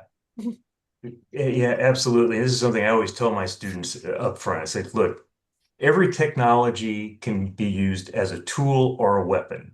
And, the more powerful the technology, the more powerful tool and weapon it can become. That's just Light the bulb, nature of the game. What's that? light bulb, super powerful technology, not really much use as a weapon. Yeah, well, I'm sure, well, you could electrocute somebody if you blink, right? You have to work at it. I So, don't think That's I don't think someone. that relationship is exactly parallel. Just but to, but anyway, I mean, I usually draw the analogy to AI now, as well, is one of those. And it's not that I think we should give up those technologies because of that. They have to be properly regulated, right? I mean, you need to direct them in the in the direction of societal usefulness, not harm. And again, that takes institutions. And Yeah. well, we regulated nuclear out of existence, really. So it's properly regulated. Stress on well, properly. yeah, sure. And again, that's because of, it's very easy for people to see mushroom clouds and think, that's going to happen if have a nuclear reactor next door to you. And there have been a couple of obviously um, well documented um problems with nuclear reactors that you know have obvious solutions. And in fact, most reactors, even the ones built, back in the 50s, uh, um, these would be very highly improbable situations, and certainly the new technology is much safer than Yeah. the old technology. So, but we're just not very good at No, getting the we're word not. out. I didn't realize until COVID how incredibly bad our society is at understanding risk and statistics Yeah, yeah, and how basic scientific concepts and yeah. most people are running around with sort of a primitive understanding of how the world works. I don't know that that has changed any really over time, in my opinion. No, but what But has also, decline in trust. So they're no longer willing to. that's true. Yeah. Yeah. Well, yeah. The more we rely on the various forms of media and, our democracy where Yeah. everybody's opinion counts, no matter how ignorant you are. Well, I just want to say a little bit on the contrarian side that, if you look at the log of nuclear accidents of one sort or another in experimental labs, as well as the commercial and governmental nuclear power uh, production system and military accidents, there's a lot of them. sure, With nuclear sure. power production as opposed to nuclear weapons. Not even including nuclear weapons, just in terms of nuclear accidents in the military sector, the commercial sector, the government sector, and the experimental sector Or what over the constitutes last. an accident because they're not resulting in fatalities. Well, it depends on your definition of accident, and there's a whole hierarchy of how you score them, but there are a lot of accidents. But there's a big My difference between a favorite. fender bender and a fatal accident. What kind of accidents are you talking about, Jim? You're talking in the military, right? Sorry, I was partly No, not just military, but distracted. there have been really a huge number of accidents worldwide in the various nuclear sectors. That I don't know those. I don't know what kind of accident you're talking about, but I do know the fatality statistics are incredibly low. So whatever Where's kind of Tim accidents they Smith when are, we need him? pardon? He would know Oh this. yeah, whatever kind of accidents Tim they are, Smith would probably know some of they're this. not serious enough Where for is people to Tim get Smith? killed. Yeah, I'm not familiar with There, what you're talking about on the industrial side, but certainly I've heard about many of the near misses with nuclear weapons Yeah, that, that's a different that have situation. occurred over the years. There was a book that I cannot remember the author, but it came out recently, and this is on the military side, and it did lay out several of these kind of near misses. There are more than you would think of where, pilots during the Cold War would have like active, nuclear weapons accidentally on the racks, Yeah, just all kinds that's of crazy, terrifying. yeah, that kind of stuff that like Or, falls into the or near yeah, miss. remember when Gates fired the Secretary of the There, Air Force and there's the all Chief of kinds to say Staff of the not. Air?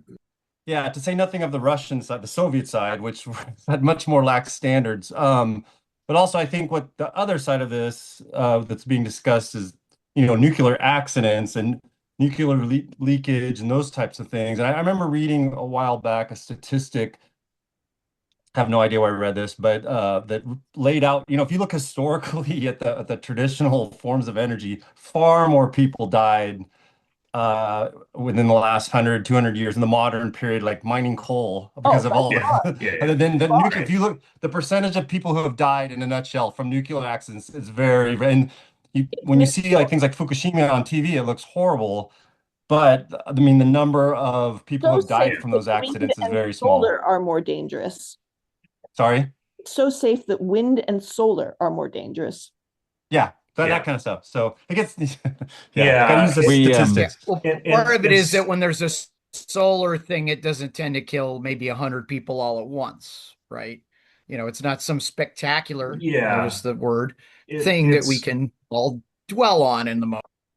But Yeah, and people don't, people don't ever account for, how many people have died due to, lack of particulate ingesting and the Bleach. other, pollutants that fossil fuel burning.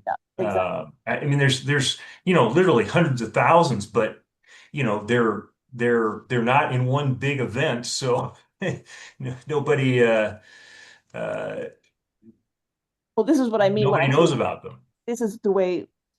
This was a hard realization for me to realize that the fact that I do think in terms of statistics that way, very naturally, is really weird.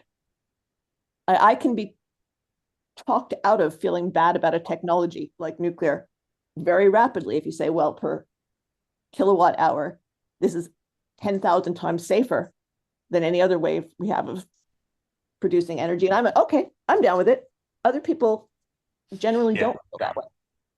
Because This is back to people the more than ever exist on narratives, not on comprehension of statistics. assemblies of facts or complicated. Yeah, I think it's numeracy here. I mean, I think that a basic background in what numbers are. yeah, I think that's definitely part of it. But I think our media environment today is, and I'm surprised that more people don't talk about this, but all these media companies have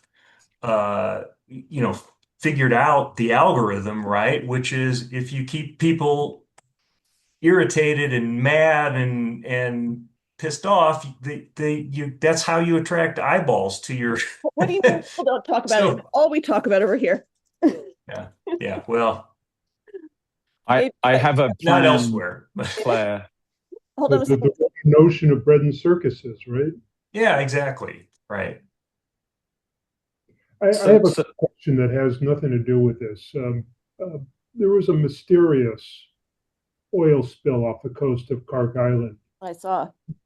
Yeah, mysterious as in where's the oil from? Where's the spill from? Has anybody heard? Sean, have you heard anything?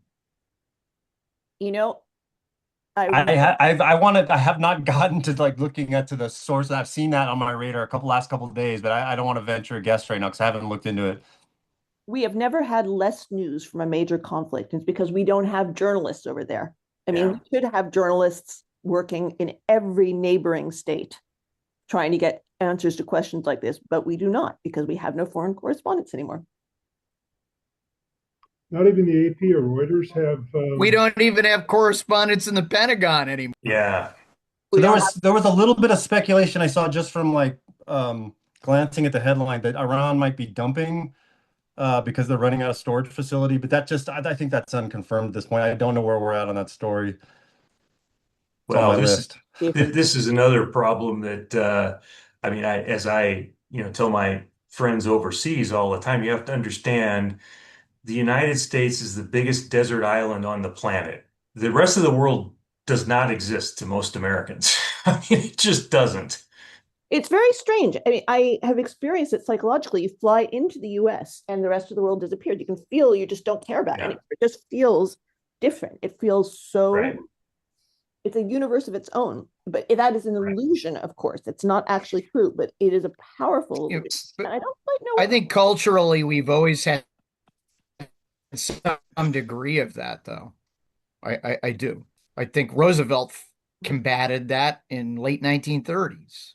Yeah, it's in the culture for sure, but it doesn't fully explain what happens psychologically when you fly into the United States. Because I felt it. You feel it. You feel like you fly. Yeah. I agree with you, Claire. I just came back after a decade living in Europe. You're right. I felt the same thing. No, every time I go to Europe, anyone I talk to there knows more about what's going on in the U.S. than most Americans do. Yeah, that's for sure. That's for sure. It's bizarre. Well, you couldn't possibly have a significant cohort of Americans who sincerely believe we are more respected around the world because of Donald Trump, if that weren't true. You have to have no exposure to the rest of the world to believe that. Do they believe that? Yeah. The flip side of this conversation is the fact that a lot of Europeans come over to the States not so much recently. They'll fly into San Francisco and they'll say, well, I'll ask, what are your plans? And they'll say, well, we'll rent a car and we'll drive down to Monterey. We'll have breakfast. We'll go do the aquarium. Then we'll go over to Lake Tahoe. And then we'll drive down to Lake Powell and see the all this kind of stuff. And then we'll overnight in Vegas before we get into Utah. I'm like, well, you're going to do all that in one day? You know how large the state of California is? Do you know what traffic is like? And like, no, it's all, I'm looking at the map and it's really close. It's the size of my thumb. Okay. Yeah. Anyway, it cuts both ways, I guess is my point. Everybody knows something about something. Well, I mean, if you go to Cornwall right now and go and sit with my mate Sholto in the Fisherman's Arms. What will he know about any of this stuff versus a conversation you could have in Boston? So I think I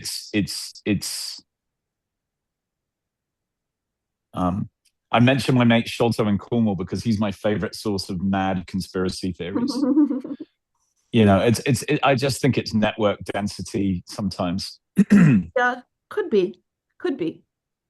But there is something powerful about America that's insulating. And I think that's... It's far away. It's massive. I mean, I live in the Mountain West, right? So I really feel it here. It's just, I mean, I live in a relatively built up area, but if I drive an hour in any direction, I won't come to another city for a day driving fast. That's correct. Yeah. Recently, Europeans who have visited America have come back telling me that it's unbelievably expensive, just unbelievably expensive. So that obviously has changed a lot since I was last there. And I can confirm, when I went to grocery stores in Paris, remember, it was the same. Prices were about the same. I was surprised how much food If not prices better. in Romania had caught up to here.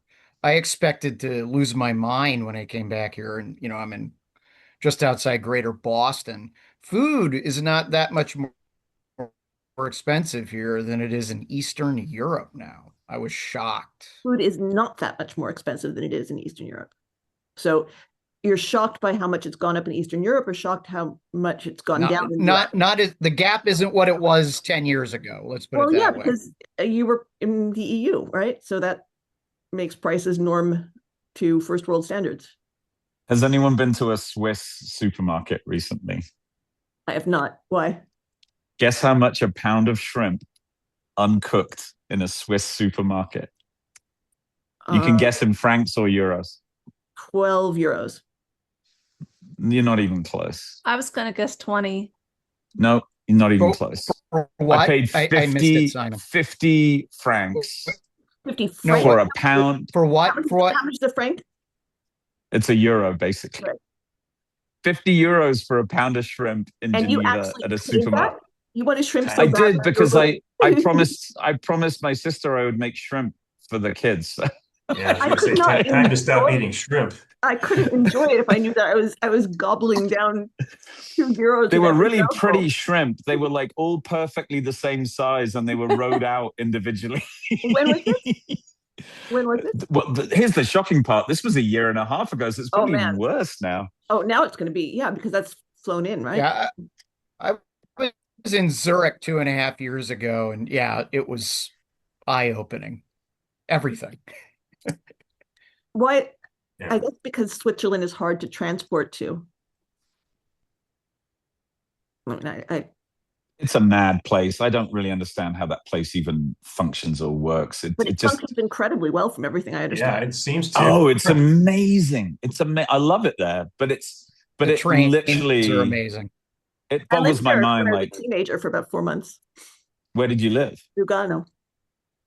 It's a nice place.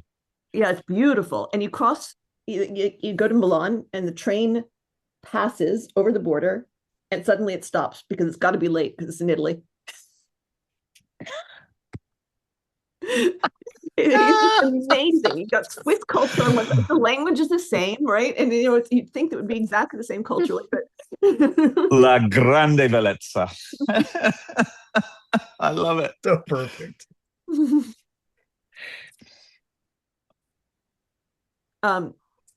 Well, Go ahead. I think this is a worthy contribution to our what the hell is wrong collection of hypotheses. I'm still trying to figure out exactly how it functions, what the mechanism by which this pressure is influencing our political life could be.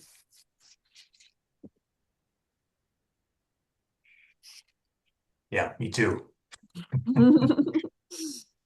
I hope you weren't hoping that I would be able to answer that question for you. Yeah. I'm hoping somebody can at some point. Well, I think elite overproduction doesn't exist. I don't know, in a but I'll vac- bet you some of it translates to dark money. and we're going to have to get a bingo card for whenever Simon says elite overproduction. Oh, I'm sorry. It's a drinking game. So Simon, sorry. you're Okay. I'm going to stop elite overproduction for a month. Simon, I take it you're a big Peter Turchin fan then, or? Yeah. By the way, you would all be doing me a favor right now if you can get me off that hobby horse. So if anybody has a problem with his theory, like come at me right now, because it would probably be to my psychological benefit. What I find is for me it's not the everything explanation, but it's so load bearing. It helps me understand. And then the other one that I almost never talk about, but you gave me an entree to talking about, funnily enough, is Wolfram. But it's really hard to go from Wolfram's physics to geopolitics discussions. But I think there is, you said it, right, George Box, like all models are wrong, some are useful. Mm-hmm. So I understand the critique of Wolfram, oh, you think the world's a giant computer, but I think that, I think it's another way of just reframing, he because he grew up in computation, in the computational world, but these are just models, right? Whether it's a computational model, and I think the other thing that people tend to think of the computational world as, we call it, we have all sorts of words for it, like it's the virtual world and so on. All this stuff still follows the laws of physics. Yes. Information is just energy, as I like to call it, meta energy, right? It's those things, those bits in a computer are little bits of charge, right? It's still something physical, and they still follow the laws of physics. You're just using it to represent something else. And I think that the salient point is it's at energetically much smaller amount. It's why we do model. It's why we do modeling, right? It's a less energetically costly way of representing something else. And but you have to remember, all these things still follow the laws of physics, right? It's not because we go to the quote unquote virtual world that we've left the real world. It's still the same physics going on. Jonathan Gorard says that he leaves the ontology to Wolfram, and he's just more interested in the math. He would say maths. Yeah. Which, by the way, my theory of mathematics is it's just simply, again, it's a representation of it's an abstraction of physics, right? Yes. It's all based on the fundamental underlying what underlies physics is set theory, which you could imagine somebody in the Stone Ages placing some stones in a box and and in a bowl or something, clay pot, and pulling them out and noticing that there are certain patterns that exist, and everything grew up from that. Now, one thing speaking of its relationship to physics, one of the things that I think, this is just, again, pure dumb speculation on my part, but I wonder if our inability to understand quantum mechanics at least have some reasonable picture of, what's happening there, is the fact that, um, you know, our mathematics grew up in a classical world and is, probably not, possibly not up to the task of explaining what's going on at that level. Well, you're not the only one who wonders that. I mean, that's a pretty common speculation, isn't it? Could be. Mathematics also exists within language, and I think that there's always premise smuggling going on. And so my biggest beef with most physics is that there's all this kind of premise smuggling just constantly happening. And I think what draws me to Wolfram is, to me, he's less of a premise smuggler than a lot of the discourse around QM, to me, is. This is why I kind of respect Gorard when he says, I do the math. If the math works, then it's good. Sorry, one more comment on this. I think all models contain ontologies. I think it's impossible to say that there's a model that doesn't have an ontology, because all our models exist within our linguistic, our languages, plural, our linguistic and mathematical languages. So every model either is an ontology or has an ontology or is... Or there's an implicit ontology that model relates to that's not stated. Yeah, although some are more ontologically instantiated than others. So, I'm thinking of, the difference between a statistical model versus a mechanistic model, right? Where, a statistical model doesn't necessarily imply any mechanism in how that system works. It's just correlation. And that's what large closed model. You could say right? It's a closed model. I'd say the more. So let me reframe based on what you said, Blake. The more you open a model up to purport to claim things in the real universe that we inhabit, the more you are making ontological claims on a sliding scale. So closed model, the more closed your model, the fewer ontological claims it's making. Right. Or that it relies on, because some models don't even make ontological claims, but they rely on a previous set of ontological claims that often go unacknowledged. And I think this is, when you get deep down the rabbit hole, this is what happens, is you find out that there's some big ontological premise. And you're like, wait a minute, if I question this premise, like Bill Clinton did. There is an ontological model there. It's in the premise that the future will resemble the past. This is, Hume's idea, is no evidence for it, or the evidence is exactly the same for the idea that the future won't resemble the past. Right. Yeah. Well, David? Quick question. So why is our philosophastering here any different than what people have moaned about from one generation to the next over the last 50, 100, 200 years? Why is what? Our philosophastering here. What we're engaging in here. Why is... For some reason, I just didn't hear the first part. We're philosophastering. Fastery? Yeah. Philosophical conversation or discussion. How is it new? How many angels can dance on the head of the head of a hairpin? I don't think there's anything particularly new about the last part of the discussion we had. I think our understanding of what's going on with the energy system is new. Well, what I'm referring to is are we numerate? Are we literate? Are we intelligent? Are we losing our capacity to think or to think our way out of problems? I think there is empirical evidence that the situation has changed. Yeah. If you read more of Garfinkel's work, it's clear that it is. I've been pouring through that whole thing now. I do think as a society, we're offloading more and more of our thinking capability to technology. And I think, David, that the whole philosophical discussion about what human beings are and what thinking is really been given for the first time in recorded history a massive challenge, because now we know that we're not the only thing that can think. We know it's not a uniquely human property.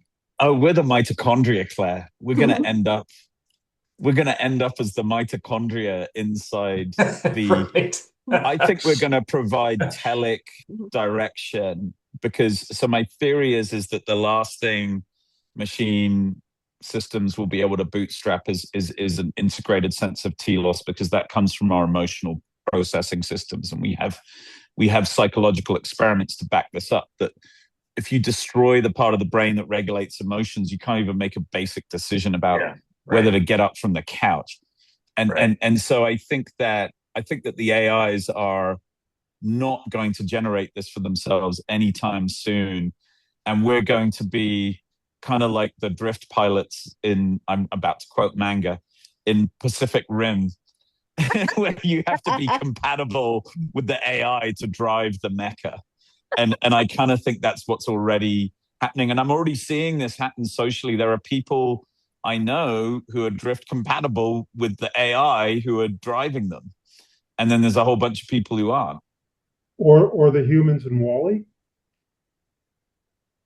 Well, Wally's a different analogy. So the idea behind Pacific Rim is you've got these super powerful AI driven machines, but they can't do anything for themselves. They have no sense of purpose. So you have to plop and because it's manga, they have to go fight kaiju. So, Godzilla. Did any of you catch the guy who paid $10,000 to debate Eliezer Yudkowsky anonymously? You caught it? I won't ruin it for you by telling you what a shit show it was. Oh, I kind of want to know. You can ruin it. Yeah. You want to hear? Can you put a link in the? Yeah, tell me. Oh, hold on, just a second.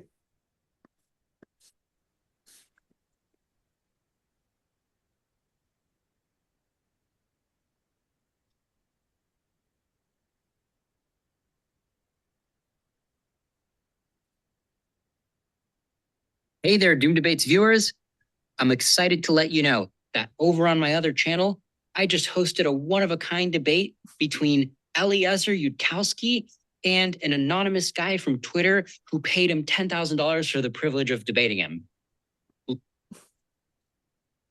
Is that the guy that wanted to debate you, Claire, about 3 or 4 years ago on CG? There was somebody who wanted to debate me? Yeah, you don't remember? You showed up on time prepared? Oh, yeah. Whatever happened to him? Okay, I just put the link in the chat. Enjoy. If you can watch the whole thing, I'll be impressed.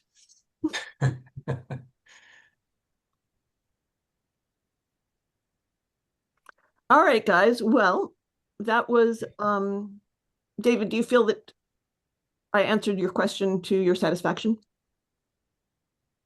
No. Why not? Because I'll never be satisfied.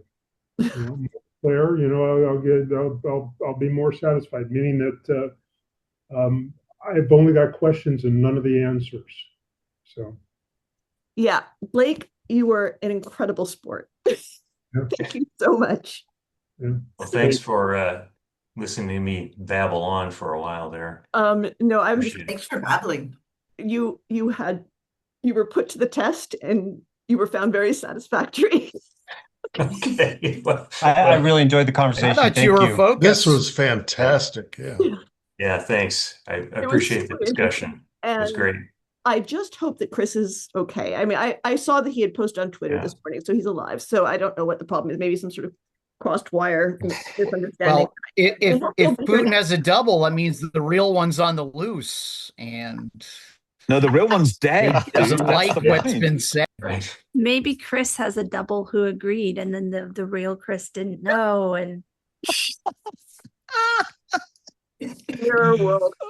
I hope I'll get him for next week, and that'll be my attempt to nail him down for next week. And failing that, it'll be another surprise. You need to use Google Calendar, Claire. And then the other thing is, we all need to look at that newspaper article where he accused someone of being a Russian agent in the Canadian Parliament. Yeah, it's a hoot and a holler. It's a hoot and a holler. Probably right, I reckon Google Calendar will solve it. Sorry, go on. Yeah, definitely. The calendar is helpful. I mean, for somebody that's been in industry most of his life, my life was ruled by the calendar. So Put it on the calendar. I'll be there. The days are getting longer. I mean, I guess that's not surprising. Hey, What you folks, expect. what I will say is there's been a dramatic uptick in Russia problem columns in the last 2 weeks. There's So been a there's dramatic lots of uptick in rumors, that's for sure. Yeah. But we have no idea what they mean. well, but there's been some credible stuff written too, and especially about internal debt, things like that. I think that power struggles, that kind of thing. Yeah, I, and I think it's worth paying attention to. I'm definitely What do paying. we think? Do we think that Putin will survive 2026? My odds of it have gone down. Mine have gone down. I originally 3 months ago said he wouldn't survive 2027. I'd say Now- 2026 is on the table now. Now, is that Was- Putin or Putin's double we're talking The about? the poor carpenter is about to get. I think it's like with Saddam, they're all gonna go. Do you ever watch The Death of Stalin, where Stalin dies and they pull Yeah. all the doubles out of the dacha Yeah. and they all just get machine gunned? They're That's like, great. and the guy from the NKVD Don't need you anymore. He says Yeah. your contracts have all expired. I need to watch this. I forgot that part. Oh, It's those the best Russians. movie. It's one of my favorite. I know, This is Sounds like telling something of I this. really loved. Yeah, it's a Oh, great that's movie. the greatest movie. Yeah. Yeah. And it sounds like an important cultural reference point too. So it's high on my list of things to do. Sadly. All right. I am going to go back to cleaning my apartment because that has been my project this week. I'm writing about that. You'll hear all about it. Writing cleaning project. I Is helped. the couch part of that, or is the couch separate? Is it like the TARDIS that it's The couch. I have a new washing machine, and the couch has been laundered Ooh. each of its life. Wow. I helped her All clean right. the room. Mhm. Yeah, you got me started. It's your fault, Rachel. I couldn't stop after that. Once I got. Wait, Rachel, do you live in Paris? No, I live in Texas. I got on a Zoom call and we were talking, and then she started cleaning, and we just kept talking, and she kept cleaning, and it went on for about 3 hours. I put off a whole bunch of cleaning tasks for a long time, and because I'm kind of incapable of not feeling guilty if I sit still, I started cleaning the closet as I was talking to Rachel, and then I realized, my God, it's so good to have a clean closet. I'm going to keep going. I haven't stopped since. So Claire, every time I say elite overproduction for the next 2 months, I'll put $1 in a swear jar, and then when I have enough dollars, I'll hire a cleaner in Paris to come over. Well, the things I'm doing are things that no cleaner could do because they have to do with like deciding what to throw out, and Yeah. and I've just really gotten into throwing stuff out. I feel like I'm doing this Swedish death cleaning like really prematurely. All right, guys. All right. Thanks. See you next week. Thank you so much. Bye bye. That was a Really great appreciate conversation. Thanks. Blake, Take care. anytime, please. I'd love All to hear you right. again. All right. Thanks. Bye. Talk to you later. Bye-bye. I